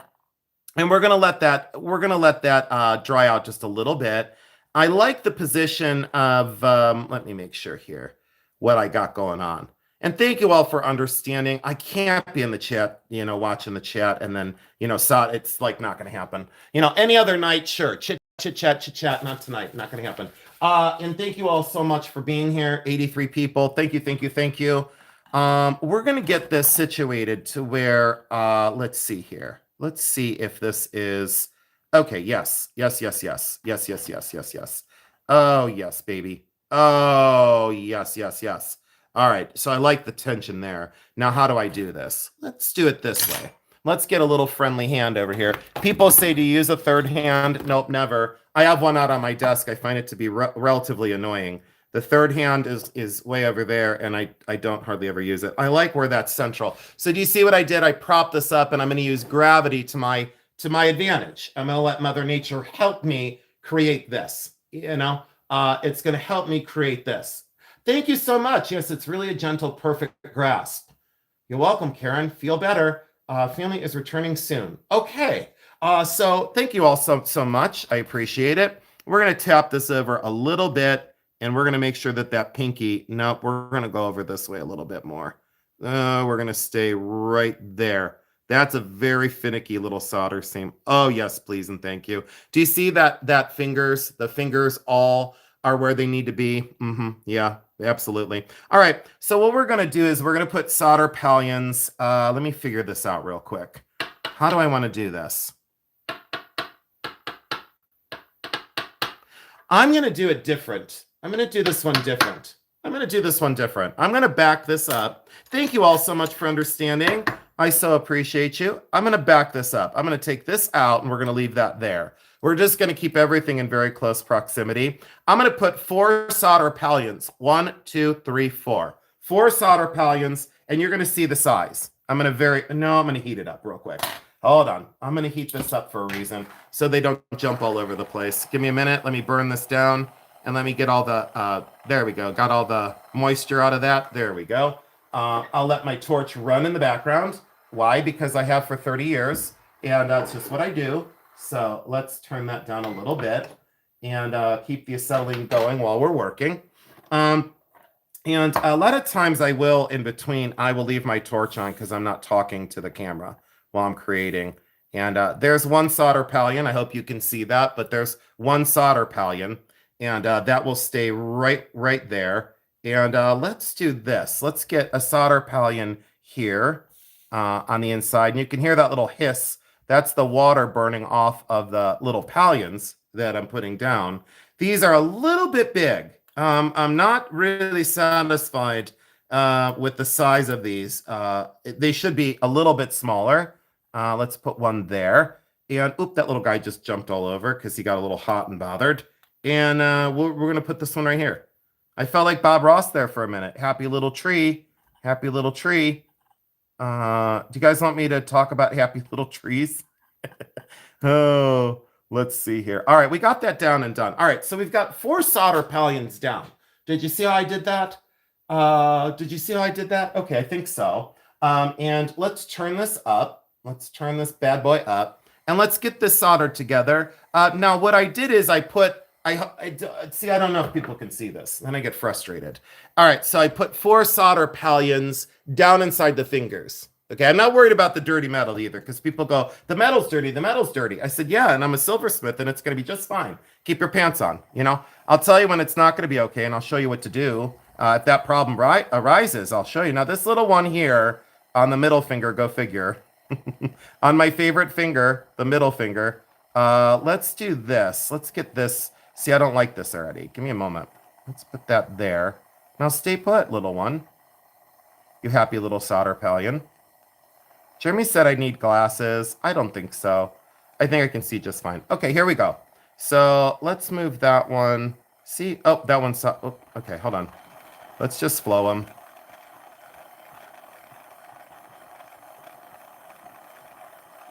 Now, oh, okay, so did you see what happened? So the solder flowed there, but hold on. I'm not going to let it cool off because I'm impatient.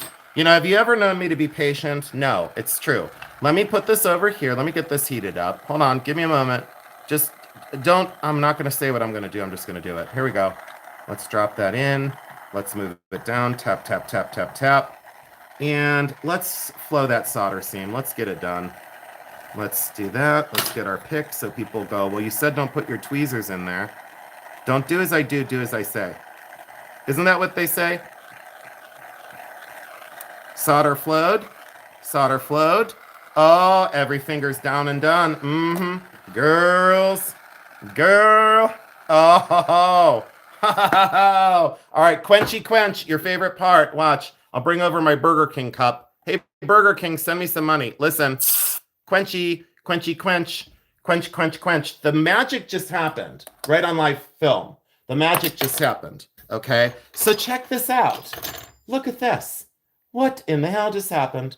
Look at the tension in the hands and the solder. So understand that I put it on the inside of the hands. Okay. And this is flux, guys. The discoloration is flux. That's not poor craft. That's flux. That's not solder. But look how the solder that I put inside the fingers then flowed on the tubing because of the way I soldered that together. Do you see where the hand, every little finger soldered down? So that little pinky's you're not gonna wear this for a day and then go, hey, wait a minute, this pinky came up and is jabbing me in the neck. Nope, the pinky's not coming off of there. No, that pinky's there for 200, 300, 400 years, however long this lasts. Look at the way those curl around, and the tension on the hand is very real, is very realistic. The tension is there. Seamless, won't be seeing any. Yep, seamless, won't be seeing any. But you see the fine silver rays to the surface. So did you see that I don't like, so other people go, okay, you have to like clean it, and then you have to bring it back over, and you have to put it in the pickle solution in the pickle pot. Then you have to clean it again, and you have to sand it down, and you have to do this, and you have to stand on your head. No, no, no, no. You don't have to stand on your head. You make creating fun. You make it an adventure. You do this the way you want to do it. You can only learn so much, right? I mean, like as a trade, as a plumber, you can only learn so much, and then you like go, you know what I mean? So, you know what I'm saying? I took a semester learning this in high school, eras ago. Nice. We didn't have it in high school. We had like wood class, shop class or whatever they call that. I don't know what they call it. I called it stupid. I hated it. I didn't like it. Just didn't work for me. Okay. So what I'm going to do off camera is I could pause and then come back on, but I think that would be obnoxious. But what I'm going to do is off camera, and I think I am going to call it, and I will answer some questions. What I will do is remove all this excess metal. I will saw in here and remove all this excess metal, file and sand that down. Okay, so it becomes a perfect oval as I drop it 4 more times. Perfect oval, and then that perfect oval is going to be soldered down to this, so there will be one more seam. I'll put a little speck of solder right there. Not little, but you know what I'm saying. A solder pallium there. And then I'll heat this up, and I'll solder that down. I'll start the flow anyway. And then I will put this down, and I will heat this up with this, and then I'll put the other hand down here. Where did the other hand go? Here we go. And I'll put the other hand down here. So do you see what I'm saying? I'll put the other hand, but all this will be gone. This is just the back plate that I was using for scrap metal. So this will go here, and this will be soldered here on the back of this. Soldered here. Soldered here. So the energy flow of the hands will be so beautiful and handsome. And then can you imagine that labradorite? I think I'm going to mount this one. See, I like it. Damn it anyway. I like it like this. I like it like that. I think it makes a lot of sense with the directionalness of the hands. See what I mean? And then that energy flow continues through the hands, goes like an electric bolt right through that. It tells a great story. I think this is going to be absolutely handsome. I hope my person that commissioned this will love it. I don't like the stone that direction. I think it lights up better. I'm just not. I'm much more directional this way. It's just in my mind how it should be. I think it should go. Does anyone agree with me in the chat? Does anyone agree? I always ask the chat, and then they go, but you always do what you want. I go, well, humor me. Play along. Play along for a minute. Oh, all right. So there you go. That's the way it's going to be. I hope you all enjoyed studio time. I hope you enjoyed it. And thank you for staying focused in the chat. It's not every day I want to bring people into the studio. And it's very, like I said, it's like voyeuristic. And I get very... having electrical devices in my studio has always been an issue. Even when I play music, I play it upstairs. I play like music upstairs, like I play it upstairs, and I don't have it down here. So I don't like electrical in my studio, and it's very strange to have a tablet and a phone. And boy, oh boy. But I so appreciate you guys being here tonight, you ladies and gentlemen. Does anyone have any questions about what I do, how I do it? Other projects I'm working on. I can show you other things I'm working on the bench. I can make another bezel if you want me to. I'm going to be in here. So it's now currently 8:50 at night on Monday. I could potentially be down here until 4 or 5 in the morning. And I'm not kidding. I'll probably be humming and laughing all by myself and enjoying this creative process, that a God-given gift that was given to me, that I feel very honored and privileged to show all of you. People know me for the resale and buying treasures and so magic. It's a great honor as well, but this is where my heart is. This is where my happy place is. And I've been away from it for months. for months I've been away from this, and I think people will say, they'll go, I can always tell when you're at your limit, and I'm like, but I'm not going to lie to all of you. I'm always going to tell you. I'm always going to tell you when I'm good, when I'm not good. You'll know. You'll be the first to know. Other channels, Namaste, welcome at Unicorns Glitter. I don't get it. It's not for me. I just want to tell you guys straight up. Let's see here. Let's read the chat. Ramel, thank you. And Michelle, thank you. And Judith, thank you. Hell yes, I loved it. So gorgeous. Thank you, Jasmine. Second way can't notice the cross on the stone. Sure did. Thanks for having us. Appreciate you, Jason. Still blown away by the fingers curled right around. Ramel, the first time I did it, it wasn't so great. There were like and then I realized how I had to do it. So thank you, Jason. Love, love, love the studio visit. Thank you, Pistachio. I'm sorry if I caused anxiety. Please show us when you finish. It's going to be awesome. Yes, show us. Can't wait to see the finished product. I have a question. What brush on the hand?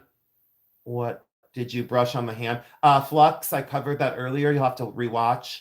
Definitely a gift. Great to visit the studio. Aw, thank you guys. What's your favorite gemstone to work with? I don't have a favorite to mount as a stone. I don't. I wish I did. I don't. I'll say this much. I like cabochon better than faceted for my work. Cabochon is much more earthy, river rock, natural. I guess I maybe have the India mindset. The more you facet a stone, the more energy you lose. That's a very India mindset. It's true. It's absolutely true. In India, especially with diamonds, they feel like the more you facet the stone, the more it loses its energy. Thank you, Mom. Thank you so much. With you in spirit, you're never alone. Yes, Miss Mary. Artists need to create to truly be happy. Yes. Yes. Feel privileged. Thank you so much, David, for saying that. Jason, show us what you want and hear. Oh, thank you. Found a few books, silversmithing on metalwork jewelry from the 19th, early 20th centuries. No, I wouldn't be interested in books at this point in my life on that. Thank you, but I'm good. Like, I'm all booked out, to be honest. I feel lucky to be so close to work with something without interfering. Thank you, Tama. Them also something pattern books for different. No longer protected by copyright. I have those, Jasmine.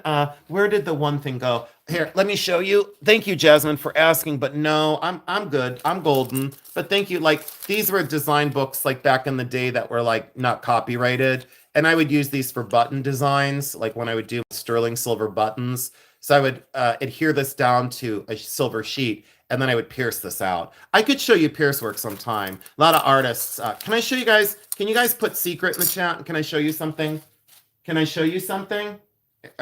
And then I did use this one, but I had rubber cement on it, and I never did this design. Very Japanese. But thank you, Jasmine. So no, I'm all like booked out. Can I show you guys a secret? Can I show you something that no one talks about? Can I show you something? Okay. So you know how like, okay, well, this will always get me into trouble, but you know how like resellers, they know so much, like they know everything. Like resellers drive me nuts. And I am one of them, but I don't say I know everything. I would never say that. And then there's other resellers that claim to be designers, and then you look at the stuff and it looks like shit. I mean, it looks like hammered shit is what it looks like. And let's just call it what it is. It's not demeaning. It's just it looks like hammered garbage. So you just call it what it is. No judgment there. I'm just saying. So, but what I want to show you is something that I kept secret, and I think it's something important to show you. So, you know how I talk about revival? Let me move this out of the way. You know how I talk, none of that came out right. I sounded terrible. It's okay. I'm going to say it. But I talk about revival. And so you open this up, and what's underneath this plate, this is all butterfly wings. This is all butterfly wings underneath this plate. So I got this plate for like 90 cents. Off topic. I have a silver bracelet. I'm replacing a piece of abalone. The glue on it looks green. What kind of glue do I use? I don't want to get into that. I don't want to get into that because then I say and then someone goes, he's not right. I'm not going to get into that, but I'm sorry. I'll defer and say, if it were me, I would, I'll answer it this way. So no one comes for me, because I always challenge people, please come for me so I can correct you. I would use wood glue, but I always use wood glue because it's water soluble, you know? So it's wood glue and it's water soluble and it doesn't become permanent. So you can always undo it if like later you want to undo it. Okay. So that's all I'll say on that. Thank you, Random Act Hugs. I like try to avoid that, because then, they go, did you hear what he said? He said use 2-part epoxy. Well, that's what I would use, but I'm not going to say that now. I would say use wood glue, so it's a temporary thing, but very, very solvent, and can be undone. Okay, so that's what I would say. That's all. And thank you. I'm sorry to avoid the question, but I feel better avoiding it. Okay. Thank you so much. And I'll do what's its face repair videos, but this is like not a repair video. No worries. I would never come for you unless you wanted me to. I would love for people to come for me so I can correct them and send them on their way. I've bought and sold for 43 years, and I learned some new versions of mourning jewelry from your videos. Always learning. Nicole, thank you so much. And I'm not a specialist in Victorian jewelry, but I've been collecting Victorian since I was, the first piece was when I was 18 or 19. So I make sure that the information I give you on time periods is very accurate and not just my opinion. So I will, with my informational videos on time periods, I don't pull information offline. I don't Google Lens. I don't AI or Google or recite things off the internet.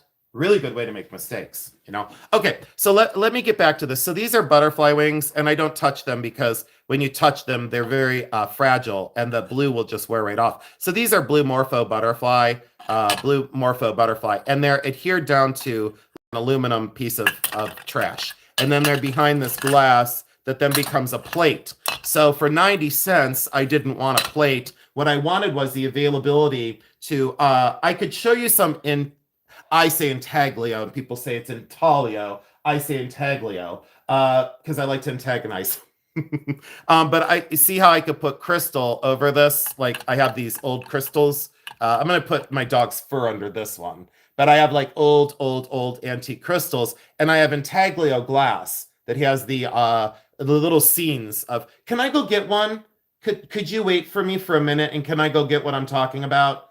And then can I show you that, like, I used to do, I don't want to admit this, I used to do reproductions, and then other dealers would sell them as antique. I made reproductions 30 years ago, and I've seen 3 for sale that I made. And then they sold them as old, but I didn't sell them as old. I sold them as my own. Sold them as my own creations, and then someone else sold them as antiques, and I go, I come for people and say that's not antique. You can trust me because I've already, like, I made them. Like, so if I say let me go grab that. Let me show you something. So anyways, this crystal can go over this beautiful butterfly wing. And I'm not gonna make this one into it, but look how gorgeous that would be. That would go over the butterfly wing and magnify that butterfly wing. And I can bezel set this crystal. Could you imagine that as a pendant? It'd be the largest butterfly wing pendant that was ever made. Yes, these are real butterfly wings. Yeah, a blue morpho butterfly. Some people say morphos. I say morpho, like mofo. These are blue morpho butterfly wings. And then you put the crystal over it. But do you see how many I made back in the day? So, like, do you understand that, like, I made that many pendants? See what I'm saying? Like, see what I mean? Like, I cut that and I used that for the backing. See what I'm saying? But then they go, well, these are old. And I go, no, they're not. I made them in 1997. All right, hold on. I'm going to go get the one I'm telling you about. Let me go get it. I'll be right back. Just 1 second. It'll take me about a minute. Talk amongst yourselves.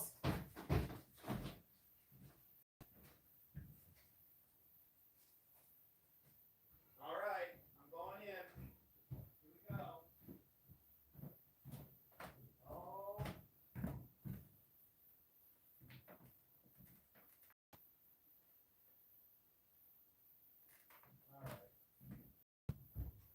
Now, if I were that necklace, where would I be? Sure hope I can find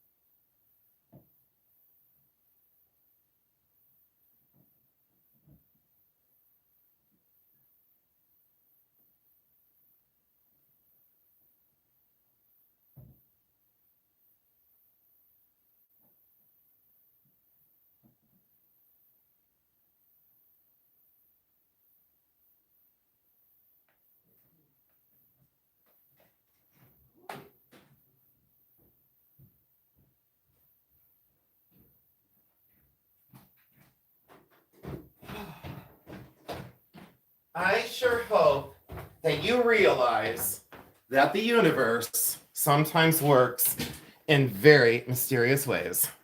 Wait until you see what I have to show you. This is unbelievable.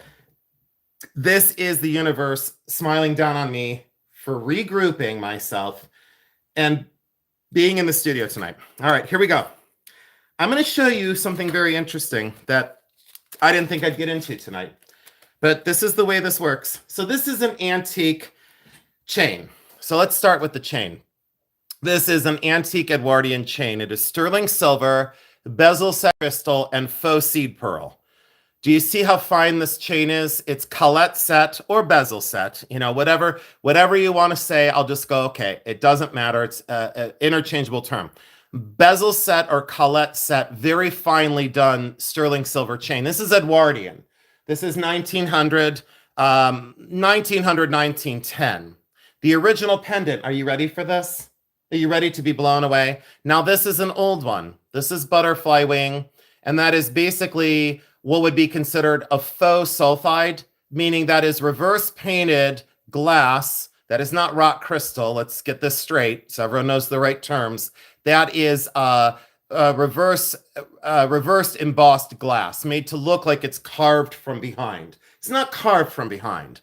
Let's get it straight. That is not carved from behind. That is glass. It's bezel set, and these are always made in England. These are always made in England. Look at the figural flower bail. Look how beautiful the design is, and all the way around that glass is like a reeded border and then a beautiful bezel. So that's butterfly wing behind crystal. This is an old one. It's on its original chain, and people go, will you sell that? I go, not at all. Like never. It's never going to be for sale.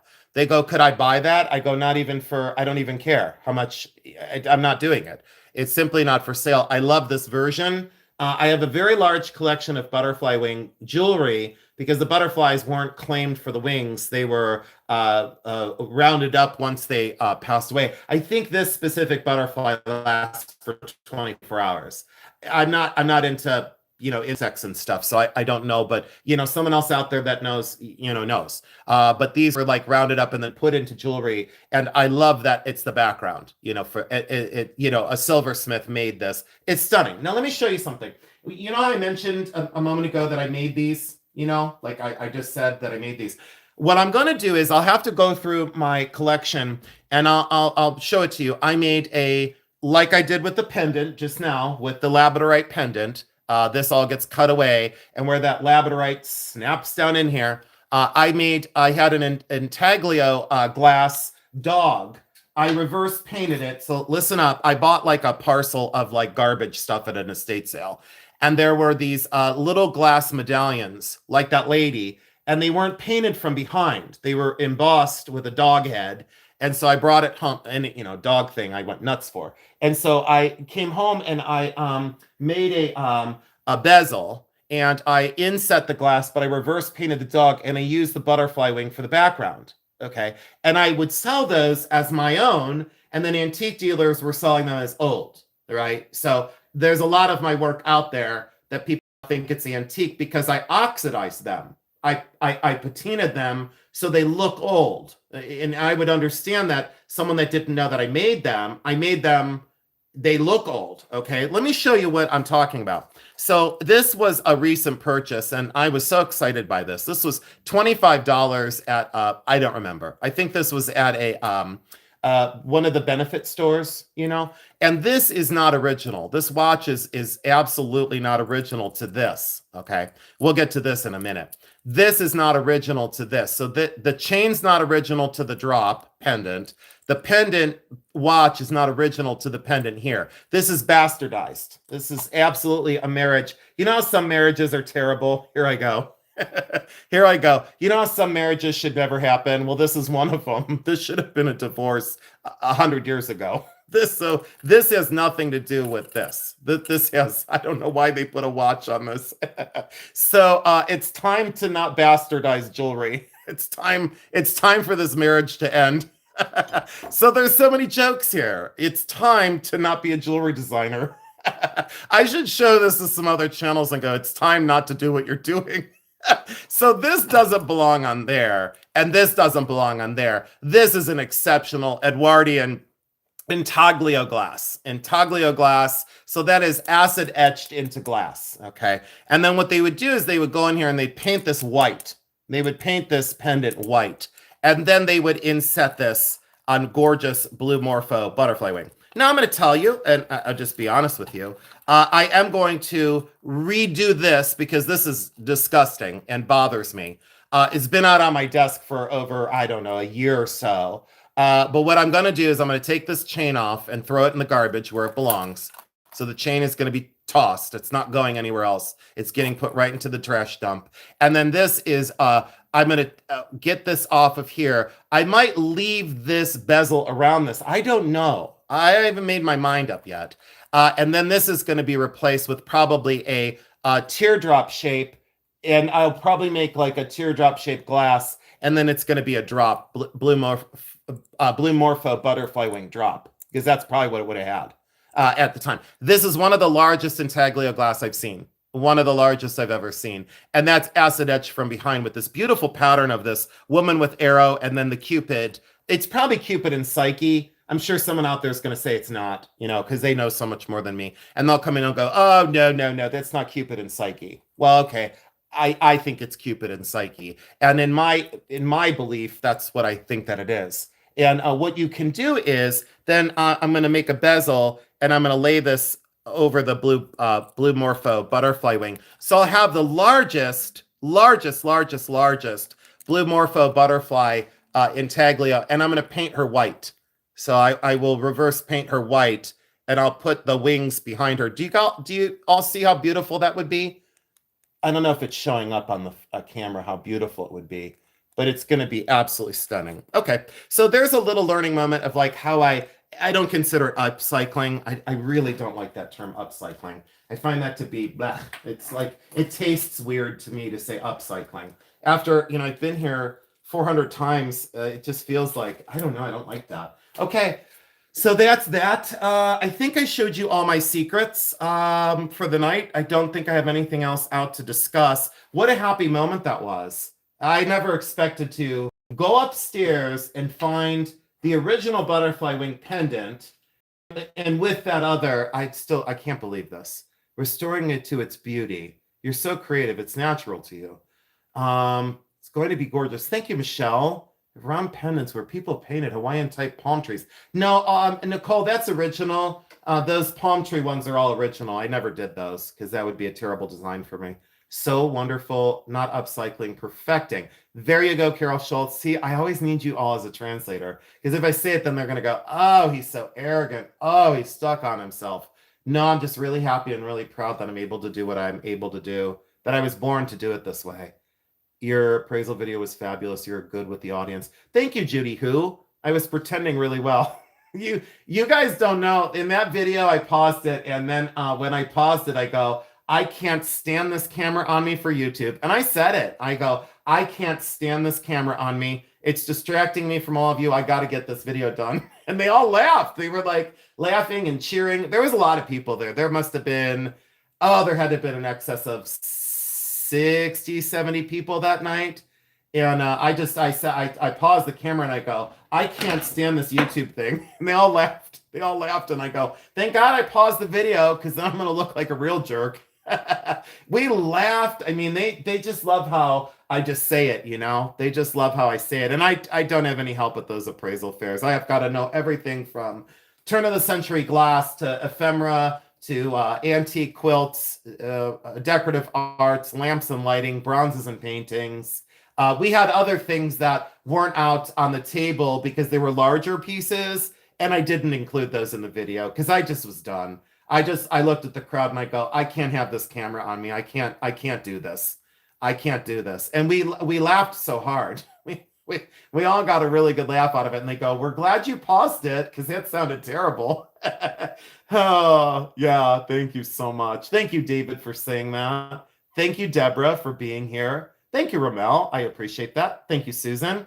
Thank you, Pistachio, for making time for me. Thank you so much. We enjoy you. I said, I'll be again quite frank about this. This is probably going to come out wrong, but why start censoring myself now? I don't like bringing. I don't like the studio thing. I don't like it. But I didn't have to do this. But I wanted you all to understand that, like, when I came in here, I was frantic and upset. The feed wasn't going to work right, and the thing's fighting with me, and I'm 15 minutes late. And everyone's like, "You're always so late. You're always so late." Well, when you start signing my paycheck, then you can tell me to be on friggin' time. But I'm so glad that, like, you saw the transition from that anxiety and moody to this very much so place of comfort and love and sharing. And just really, I feel truly honored now in so many ways that I'm able to do this with all of you. So please understand that I'm learning right along with you. And I feel it's a very important part of YouTube that as content creators, we don't get so stuck on ourselves and stuck on what we have or what we have to do. And so many of my videos are me. Uh, I want to do some things that include all of you, like this, like an open forum to have an open conversation, not during soldering process. It's not right.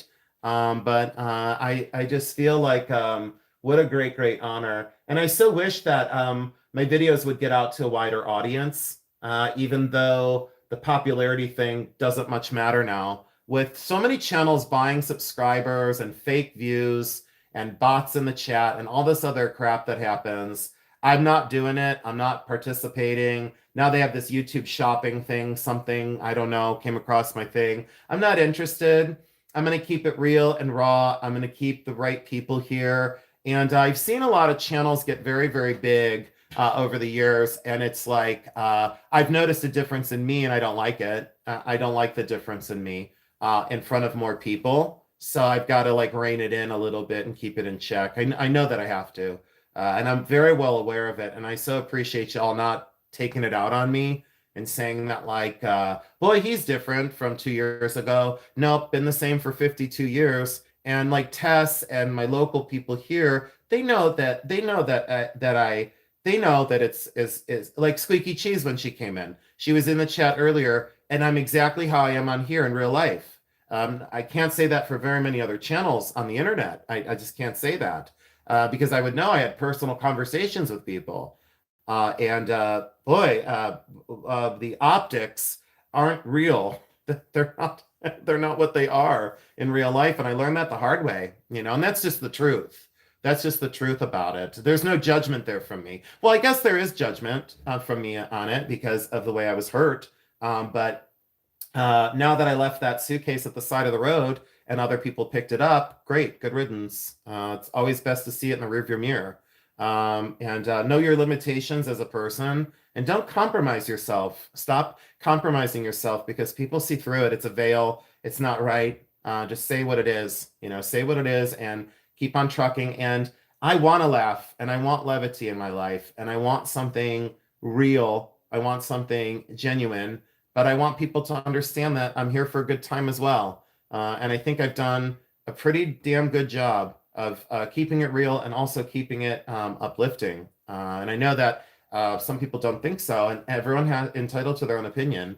But I'm not going to come on and start spouting out scriptures and then judge people behind their back. I'm not going to have a channel name that doesn't apply to what I truly am. I haven't hid since day one, and I'm not going to. After all, my channel name is Jason Adams. It's my full-ass government name. And that's exactly what I've been for 52 years. It's just the way it's going to be. And I so appreciate y'all for allowing me the opportunity to stumble and to not have my good moments because we all have that.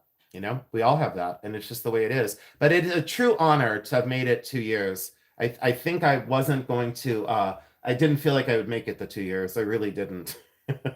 I thought I was going to make it 6 months at most and then say, this is not for me. Do you know when you go to a store and you try on a shirt and it's too tight? sometimes that's the way YouTube feels for me. It feels like a shirt that's too tight.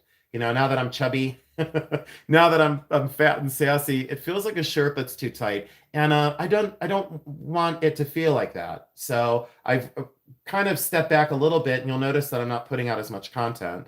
And the reason why is it felt like a shirt that was too tight. It felt like I had to pick at the collar and pull on the sleeves and kind of stretch it out a little bit. I think when something feels like that in any line of quote work, it's time to not do it or to move on. And I've never been afraid of that in my whole time of doing this. I've never been afraid to make changes in my life. Oh, Pistachio, thank you, honey. Because you will get you, because we will get you when you stumble, we will be here. Absolutely. Thank you, Deborah Barnes. You're the real deal, Jason. Exactly how you come across, genuine. Thank you. Thank you, David Berkheimer. Thank you all for the support. Oh, Ellie, I see you, honey. You're real, Jason. Ellie knows.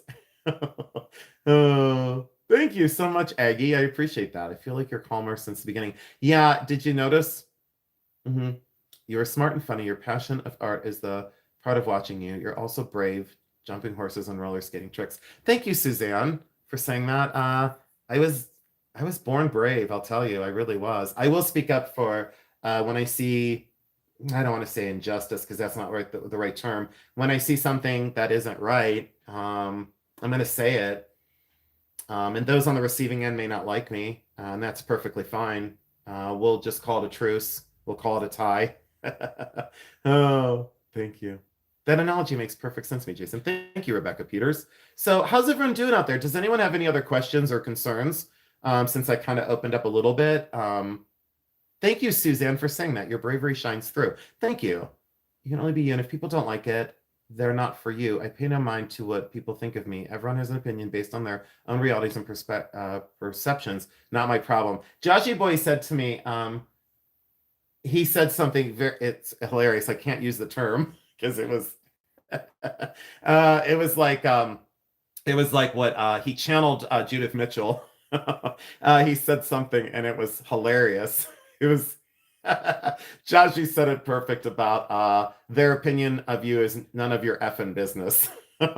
Thank you, Pistachio. Yes, you summed it up in 3 words. So the fact that you address us by names, that really myself for one feels special and inclusive. Ramel, it's true though. Like you guys matter to me. Someone said when you get up to like 5,000 subs, you'll forget people. I'm at 36,000 real subs and I haven't forgotten a single person. I take that back. I just lied to all of you. I've forgotten 8 people. I have forgotten 8 people. Yeah, I have forgotten 8 people and they know who they are. You made Karen feel better watching your video. Are you serious? I didn't know Karen was sick and I feel bad about that. I didn't see it the other night in the chat that Karen wasn't feeling well. One of my cats likes your voice. She watches with me. Suzanne, what's your cat's name? Suzanne, on purpose. No, it's true, Jitty Who. On purpose. You've been banished. You've been put in the corner. How does it feel to be, shit on? It doesn't feel good. And I said to someone last week, there was an instance at the flea market a few years ago, and one of my dear friends was owed money.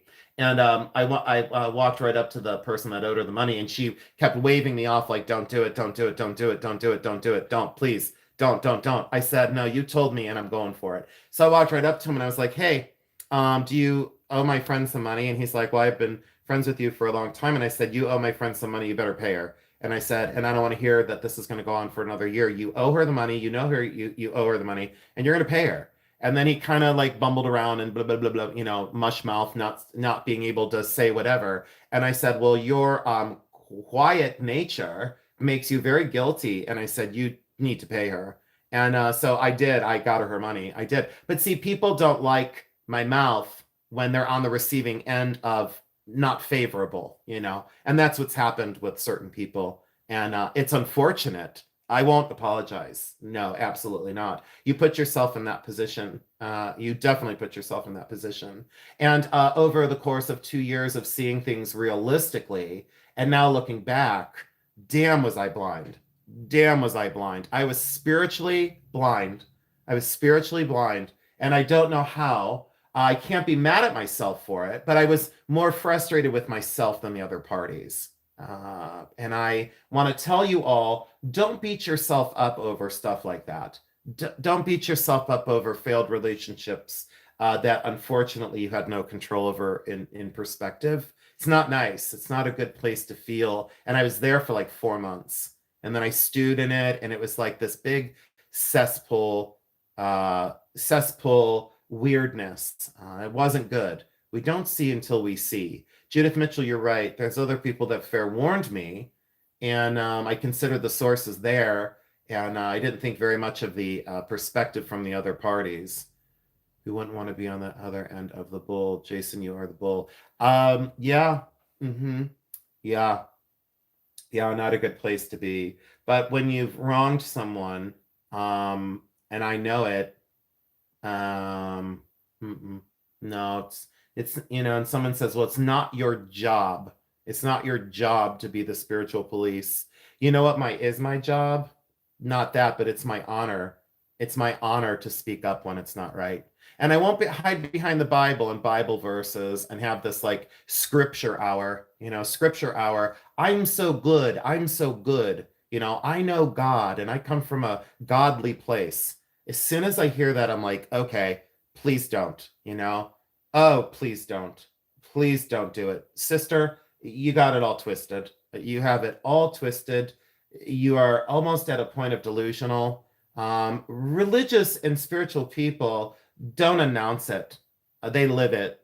And when you know God or Goddess or Buddha or Jesus, whatever it may be, you know that, you live that, you are that. You don't recite it. And then the discussion and the barf, just the verbal barf. It's just, you listen to it for 3 minutes and you go, just please stop. Please stop the insanity. Do you remember Susan Powder, that workout guru? And she would come on and she'd scream, stop the insanity. I want to play that for the one specific channel. I want to play it for her, I just want to play it for her. And then the judgment of, my exodus, the judgment sometimes, whether I left a job or I left a channel or I left a person or I left a dealer or I left a friendship, that instantaneous knee jerk of hurt, it's real. The knee-jerk reaction of hurt. Never forget one time in college, one of my very dear friends, she said to me, I can't be friends with you anymore. And I said, okay, did I do something wrong? And she said, well, I don't want to talk to you about this, but I feel like I have to. And I said, okay. She said, I became a born again Christian. And I said, that's okay. Yeah, great. Like, great, perfect. And I was still Catholic at the time. And I said, great. And so we kind of looked at each other and I knew it was coming. And she said, I can't be your friend because of your personal life. And so I just stared at her and I said, we've been friends for 8 years. We've been best friends. We lived right next door to each other. We knew each other inside and out. We had keys to each other's apartments. We were like Laverne and Shirley practically.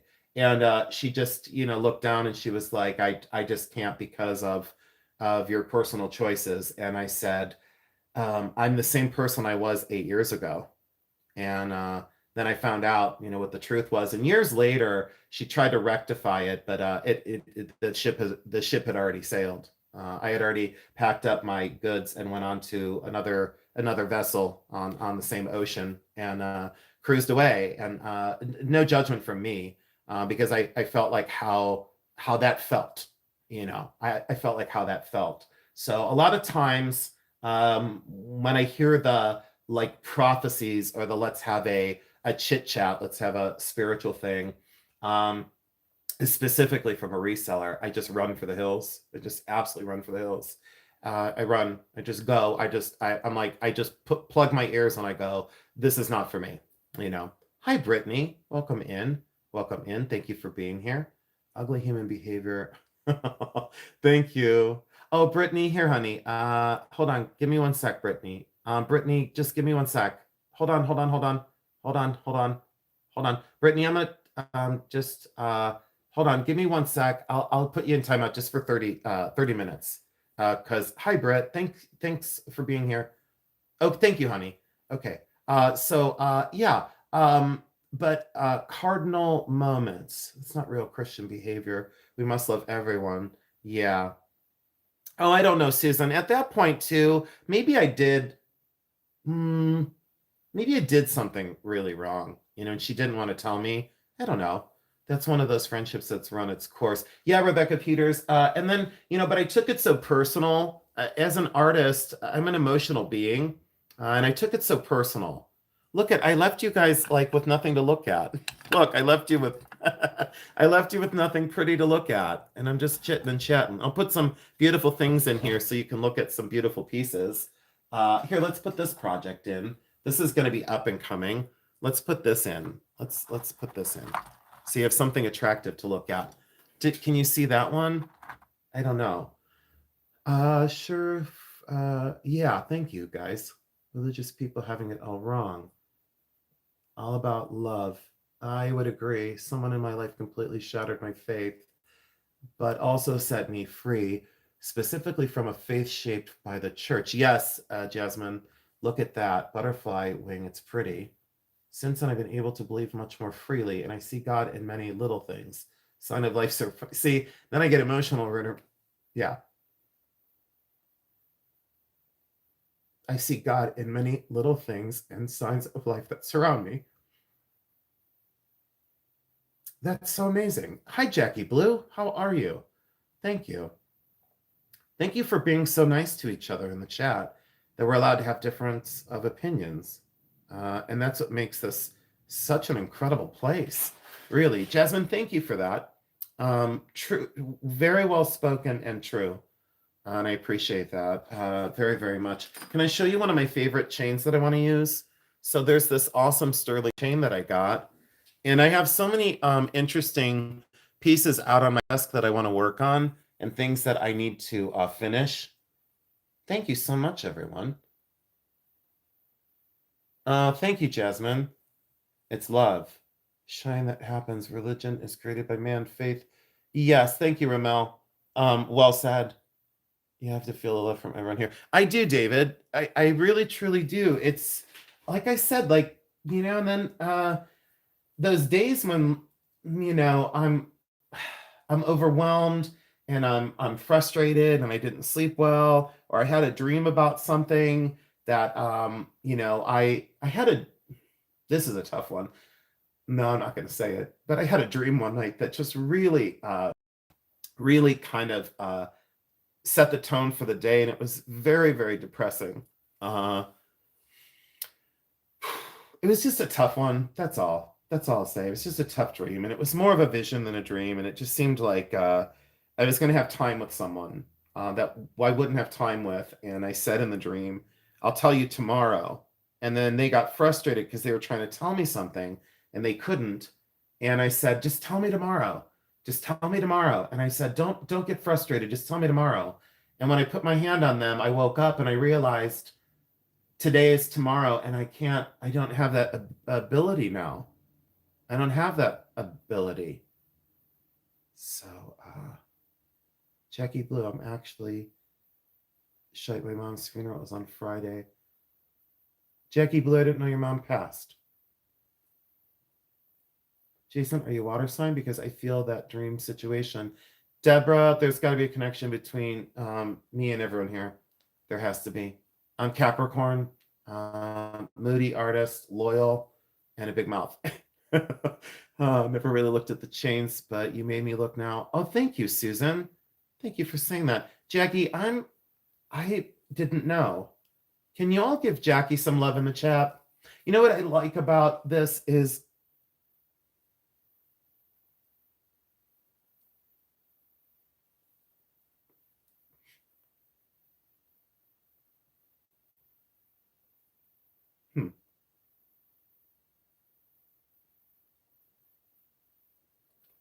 Jackie, I had no idea. I'm so sorry. Deborah, I'm a Cancer. Capricorn is my opposite sign. Deborah, we meet at the equator then. We meet at the equator. Cancer doesn't Cancer sign usually I don't get along with. Can we make an exception? Thank you, Miss Mo. Capricorn is an earth sign. Thought it was, but I don't do the whole thing. And then Capricorn, I have a tail to swim and a legs to be on land. So just when you think you have me figured out, guess again. Pull on my horns and see what you get. It's not going to go well. Oh, Jackie, I'm incredibly sorry I'm with you. Oh, you're a Libra. Hey, can you guys tell me your signs out there? Would you feel comfortable? I've never asked my chat for signs. Can you tell me your signs? Oh, Jackie Blue. I love you, my friend. Janet, I know, Janet. Virgo. Okay. Yeah. Jeremy's a Virgo. Leo. You're welcome, darling. You're Sagittarius. Oh, you're a fire sign. My dad was Sagittarius. You're a lion, Pisces, Aries. Hold on. Cancer, Libra. Ooh, Michelle Guida. We're not supposed to get along. An Aries. Oh, Aquarius. Dean Maynard, you're my mama sign. Oh, Aquarius and me. Oh, bestie besties. Taurus. Oh no, cardinal moments. Oh no, I dated a Taurus one time. I almost tore him apart. Aries, Aries. A Capricorn. Scorpio. David Berkheimer, you're a Capricorn? It almost doesn't surprise me. Capricorn males and me, usually pretty good. Capricorn females and me, oh, we can be okay with each other until we both realize we're Capricorn. A seven sisters, and there people walk all over them. I put a stop to that. That's why I love watching you. You don't take guff from anyone. Your heart is gold, and life gifts you are gold. Josephine Barrera, thank you. You've come to me, Josephine. I'll give you a special shout out. I've told Jeremy that your comments in my chat has sometimes really, I don't know how to explain this. One sentence from you can undo so much garbage from the day. And I always read all of your comments. And Josephine Barrera, you're one of the ones that when I read your comments, I just gasp. I have seven sisters, and I have to reread it. I have seven sisters, and they let people walk all over them. I put a stop to that. That's why I love watching you. You don't take guff from anyone. Your heart is gold, and life gifts you gold. Aries. You're Aries. You're a Libra. Can never make up my mind. Ellie, that's okay. You don't have to. When you grow up, Ellie. When you grow up, Ellie, how are you doing out there? Are you doing okay? She's my local friend, guys. She comes to my appraisal fairs and she loves me. I don't know why. I don't know why she loves me. I hope she can hear and see. I hope she can hear at least. Can I suggest to you, Jason, get a free astrology chart for online? Explain everything where you're at now. Okay, Jackie Blue. All right. I'll do it. I'll do it. I'm open to that. Lots of Aries because we like real ones. Bubbly Bunny, that's awesome. Oh, Jasmine, you're August 5th. Jeremy's August 29th. And I always say the 30th, and then he gets mad at me. So this year I said, ooh, your birthday's coming up. And he goes, when? I go, August 29th. And he goes, you always say the 30th. And I go, I'm turning over a new leaf. I'm worried about other people for the first time in my life. My first hubby was a Capricorn soulmates. Janet, that's amazing. Oh, Jackie Blue, I don't know, though. You're a really wonderful person. I don't know if I am. Twinkie, where have you been? Where in the hell have you been? Twinkie, where have you been? Hello, my father passed recently. Unbearable pain in my heart. I don't ever want to bring pain to anyone out there. Life is too short. Thank you, Twinkie. I appreciate you for being here. I haven't seen you in forever. So sorry for your loss, but it's a group I never wanted to be a part of, and here I am. Jackie, my deepest. Yeah, please, everyone, say prayers for Twinkie too. Been with me a long time, and then vanished, and I don't blame you. I would leave too if I were me sometimes. I'm not ever going to be offended by people that come and go because I do understand that like it's not, it's not natural for me not to care. But I just say I get it. Like there's days when I didn't want to watch myself. There's days when I was not proud of what I said or what I did.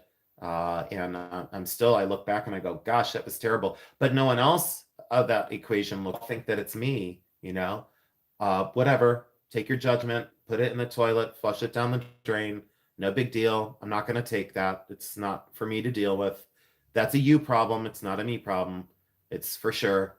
Twinkie, I'm incredibly sorry for your loss. You're the ox in a Chinese astrology. Hard worker.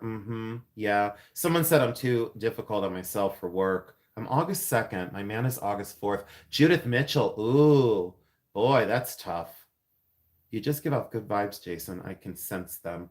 Thank you, Ellie. My son's birthday was August 25th. I think, oh, someone said, oh, Michelle Guido, I'm August 4th. Ellie agreed. Love and sympathy. Yes, I agree, guys. Thank you for saying that for Twinkie. She hasn't been here for a long time. And like I said, I don't blame her because there were days when I was like, God, I was tough to watch today. But at least I'm the one that admits it. I'm like, oops, I really messed up. And then you know what? Sometimes I mess up again the next day. Sometimes I'm a wreck the next day. So, but I'll tell you when I am. I just would wish that other people could do that. And then there's the other one that's like, she's like such judgy. And then, like I said, just the Bible verses after Bible verses. And then the whole channel was based on that. What a farce. What an absolute farce. And then never mind. I'm not gonna go there. I'm in the studio and I'm in a great place. And nope, I'm not gonna do it. Nope. So nope. I am so excited by getting this pendant done. And for any of you that missed the beginning part of this, I was silversmithing like a crazy person earlier. And I got the top bail done with the figural hand. I got the bezel done for the stone. And then I'm going to solder that all together. And I'll show you a finished product. I think what I'll do is, would you all like me to put it in a short feed and set it to music? Like music of my choice? Maybe a gospel. A gospel song. So a gospel song, no truth and, whatever, but, okay, you want me to? Okay. All right. I appreciate these chats, Jason. Rebecca Peters, it's just natural that it happens this way. I didn't want to do it this way. Tina Wells, thank you. I know Michelle Guida, right? I could play like a big pipe organ. I could come, never mind. I'm not gonna say it because then people are gonna get really mad at me. I love the music pictures. Thank you. I love the music pictures. Yes. Jason, you make the evening so wonderful. You do you. Thank you, Deborah. Thank you all so much. I support you. Yes, absolutely cathartic. Yes, it's been pretty lonely, but I'm still here. Oh, Judy Who, we love ya. Pipe organ. Yeah, like you remember like in the movies, and then they would have like that big thing that like comes out the stack, like the big plume of dust. And then the big plume of dust comes out. I want to do that in the video, but I don't have a pipe organ. I don't want to say what I was gonna say. I'm trying to keep my chat real and clean. It happened that way it was supposed to, Jason. Rebecca, I agree. This has been a therapy session. What else do I use my studio for besides therapy? So, yeah, it's true. But I want to do like the pipe organ. And then I can go on Jeremy's channel and be like, did you know I did a YouTube short with a pipe organ? And he would just go, what the hell's the matter with you? Did you guys hear him slip the other night? Did you guys hear the malfunction the other night? During our live sale. And by the way, I looked at the YouTube analytics on Jeremy's channel. Like I don't have access to his channel, but I looked like as an outsider, 8,900 views on his last live video from Sunday. 8,900 views, and he only has 5,500 subscribers. That's what a real channel does. So that's what a real channel does. They come on, they're transparent, and that's what they do. And I'm so proud of him. So I couldn't believe it.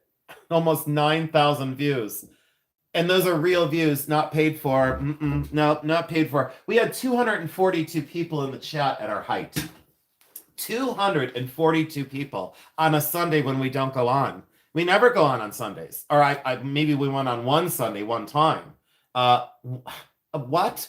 242 people there, all sandwiched together and treating people with respect, when I never expected that. I thought, I said to Jeremy, maybe we'll get 120, 130, who knows, Let's just hope for the best for the sake of the, crystal portion of the sale. And sure enough, you all raced in and really gave us such a beautiful night. You really provided us with such kindness. And we just really, we really love it. And like I said, for everything I do wrong, Jeremy does right. So that was amazing. Yeah, did you hear? Yeah, someone heard. Yeah, Jeremy slipped. He said he didn't. Oh, see, wait. He's here. Jeremy's here. Jeremy said what? Yes, you did. Jeremy's in the chat, you guys. Jeremy, look at the pendant I'm making. Jeremy's at home minding his own business. Jeremy, look, I'm making, I would say for who, because I almost said the person's last name. Everyone, Jeremy's in the chat. Y'all say hi to Jeremy, because that's not the imposter. I didn't put that in there. Jeremy's here. I got caught. I sure did. Jeremy did. He said the big effort during the sale. He got thank you all for welcoming Jeremy in. Oh, I got caught red-handed. Thank God I was behaving. Thank God I was behaving. I was being really good. I was being really good for a change. Thank you for welcoming Jeremy into the chat. Thank you, Jeremy, for being here. Thank you, thank you, thank you. Thank you. I appreciate it. I appreciate it. Thank you for being here.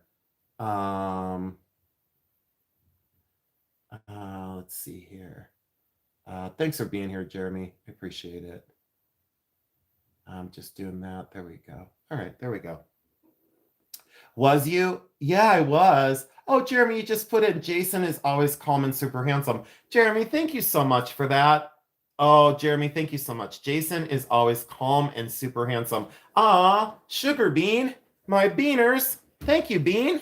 And Justice for Julian knows that I just came as the imposter. Oh, that's the best.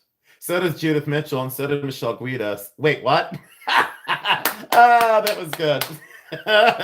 Jeremy, thank you for the compliment. You didn't have to do that in front of everybody. Jeremy is right, David Burkheim. Jeremy is right. Thank you so much. But look, so Jeremy, I'm super excited. Look what I got to accomplish. And I was only supposed to be on for a little while. Thank you all for welcoming Jeremy in. So Jeremy, look, I did the top bail, like what I did for your mom's pendant. I made the bezel for that huge labradorite. And then, Jeremy, I'm going to finish this tonight, and I'm going to bezel set the stone and do a YouTube short on it. So I only have about another maybe 45 minutes on this. And I was going to pierce this out and put something back here for the wear, but I'm going to leave it alone. I'm going to leave it alone. I'm going to get this bad boy done. And there's always a time and a place for another pendant. You see it? Thank you, Jeremy. Everybody, Jeremy's in the chat. Yeah, so Jeremy said, he said the big effort. He said, because I said something really ridiculous, like, I'm being really good, or I'm being really calm. And he goes, the F you are, or he said, the F something. And I go, oh, and then he goes, and then he said, F, like, then he said effing. Like, he pulled a Judith Mitchell. He pulled out of, so Judith Mitchell, there's a handbook for her. Oh, she's still here. There's a handbook for her. And he pulled out a Judith Mitchell out of nowhere. He pulled out a Judith Mitchell. And someone said, you know, Judith Mitchell, she puts a lot of F's in your chat. And I said, she's supposed to. She's absolutely supposed to. That is Judith Mitchell's full-time job, is to put F's in the chat. I'm going to go get Judith Mitchell's beads. Hold on. I got to show you guys these. Judith Mitchell, I effing love you. I really do. You can never do anything wrong. Trust me, you can't. I'll tell you if you do, but you will never. I already know it. Look at this. Look at this. Look how excited I am. Look at this. I'm so excited. Judith Mitchell made me this incredible necklace. Judith Mitchell made me this incredible necklace. And look at the little wallet I want to wear with it. Are you guys ready? I love Judith Mitchell. I friggin' love her. Yeah, see, everyone loves her. Wait, are you sure that, hold on. Wait, are you sure that Cindy did not say it quietly? No, Karen K. Cindy wasn't there. What's wrong with the F?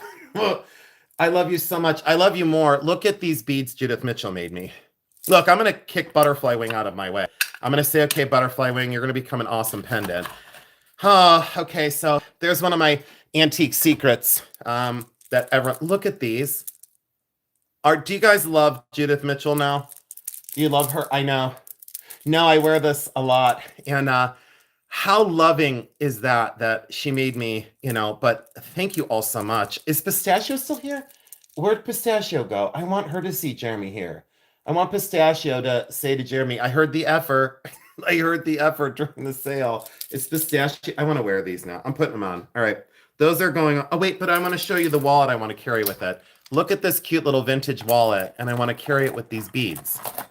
Look, I don't match anything because, you know, they say you have such a great sense of style. I go, what? That I don't have style? Because They say, I love your style. And I go, what? That I don't have one? Because I don't. I don't have a style. I just do what I want. That's my style. Look, I want to carry this little vintage coin purse, this little plastic coin purse. And then I want to go to lunch with Jeremy. And when he says, can you get the bill? I go, no, I don't have enough money because it won't have any money in it. Did Jeremy leave? He did. He fell asleep. I guarantee you that Jeremy just fell asleep. Watch. He ain't going to say anything. He ain't going to say a word because he is sawing logs. He's buried under 4 cats, 5 too many. 5 too many cats. And especially Morris, because Morris, he's like a big, disgusting orange cat that's just so gross. Oh, he did. Oh, Jeremy's still here. Oh, hell. He's still here. No, but he would have fallen asleep. He would have fallen asleep by now. It's true. Judith Mitchell, I think he just put that in the chat for you. Oh, Jeremy, thank you for being here. If he got... I got caught. Oops, he's here. Oh, D. Maynard, I noticed. D. Maynard, thanks for the warning. D. Maynard, you're supposed to be all like a soothsayer. You're supposed to know that Jeremy went to bed. He's an early riser. Yeah, Karen K, he is. He worked. I feel so bad. So I get the life of luxury this week, and I get to take the whole week off, and he has to work.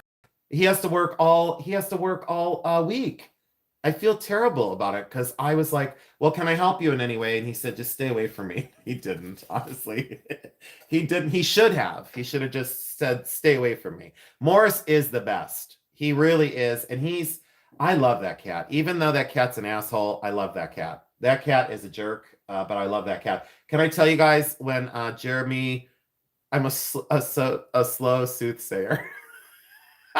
She made you beautiful necklace. The beads are beautiful. Yeah, she did. So wait, when I first started dating Jeremy, Morris had like a pee-pee problem, because his pee-pee was like, it was, anyways, it was like, I don't want to say malformed, but he had a dick problem, just like Jeremy has with Cindy Wilson. But he had a problem, and so he had to have surgery, and like the surgery, I'll just tell you guys, I didn't want to ever bring this up, but it was very, very expensive. Like the corrective surgery was like really, really expensive, like knee buckling expensive.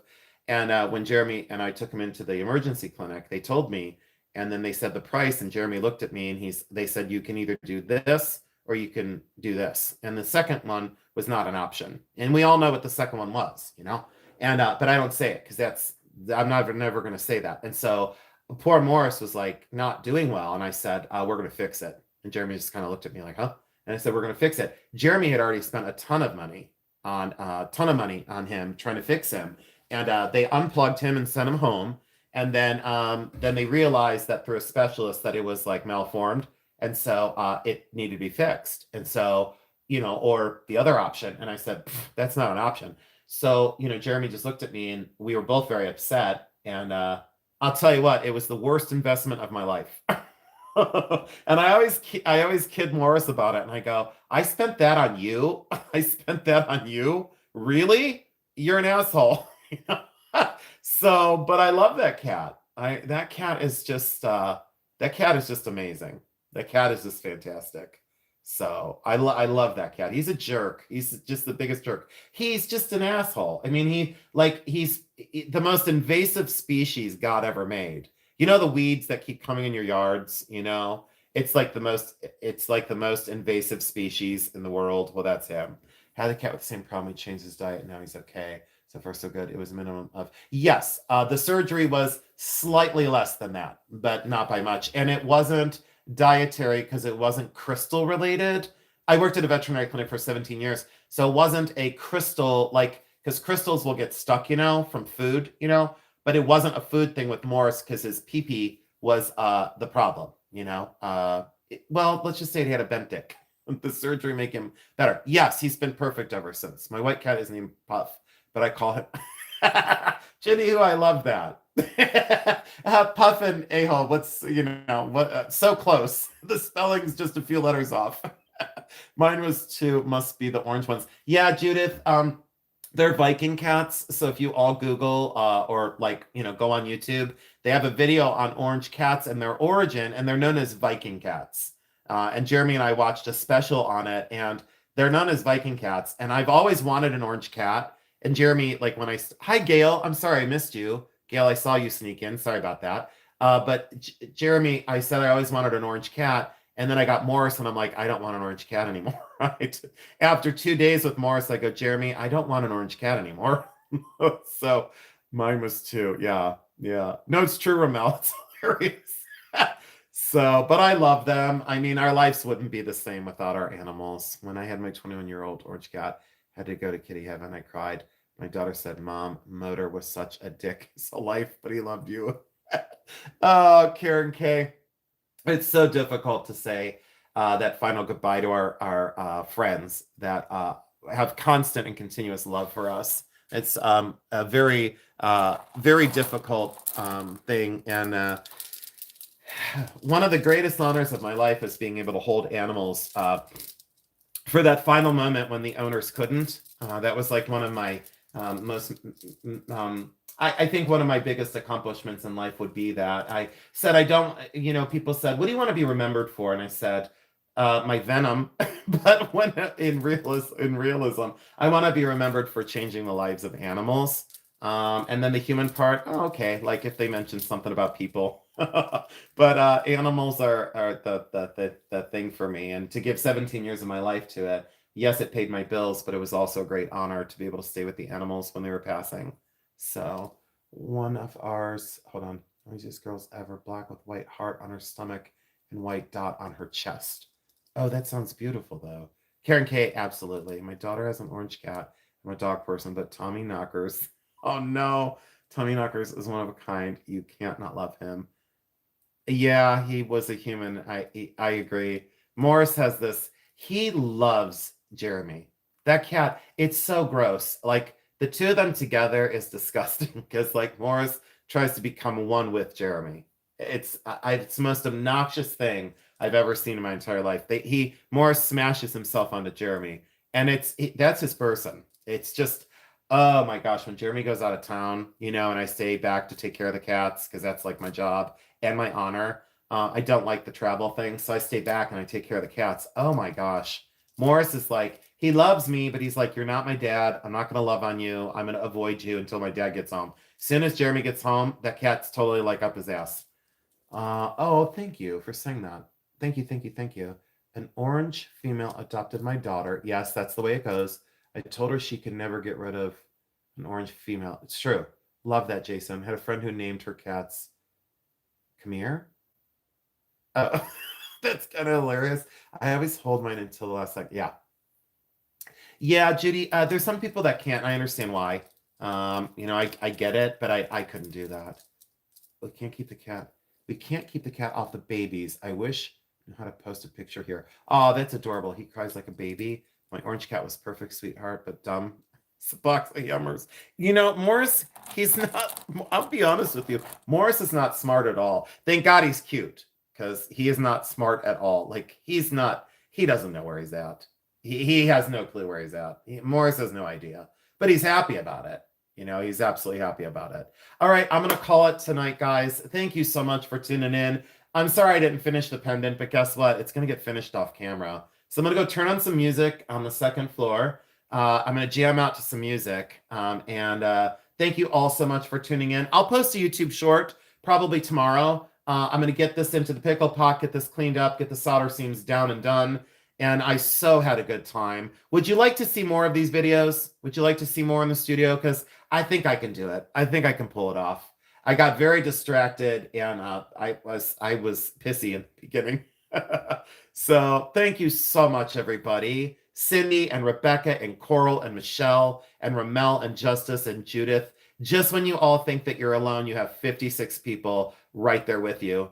Don't ever feel alone out there, anybody. And I mean that from the bottom of my heart. You're never alone in this family. Never. So never, never, never. And you don't have to spend money. You don't have to super chat. I'm not going to grift you for anything. And I so appreciate y'all being here. It's just been an absolutely amazing, amazing night. Thank you all so much. And I hope Karen feels better, David. Please tell her that I hope she feels better. Please make sure she gets some rest and take very good care of her. She's very special to all of us in the chat. Karen Berkheimer, I absolutely love you. David, I tolerate you. Rebecca Peters, I love you. Random act of hugs. Thank you for being here. Judith Mitchell, I friggin' love you. Coral Ray, you're adorable, and I would tackle you in real life. Ramel, thank you. Karen K, I love you. I truly, truly love you. Oh, Random act of hugs, another $10. Now I want to stay on and grift for money. Coral Ray, thank you. Oh, she is watching. Good. Oh, thank you, Rebecca Peters, for saying that. You too, Karen. So you all take really good care of yourselves, and thank you, Random act of hugs, for the $10 super chat on the way out the door. Thank you so much, Ramel. You guys take really good care of yourselves. I do have a live scheduled for tomorrow night, and it's going to be much more of an educational in terms of time period and what I look for and where I find certain things. So please join me tomorrow night. Please make sure. I think I come on at 7 o'clock tomorrow night. I think so. So, David Bergheimer, so nice to know you tolerate me. You're welcome. So thank you so much, David. I so appreciate you. You know I love you like a brother. A very, very, very established brother that is very kind to me. So you're very, very special to me. You know that. Thank you. Take good care of yourselves tonight, everyone. And I'll see you tomorrow night. Good night, everyone. Let's see if I can shut this feed off. I love you all so, so much. Good night, everyone.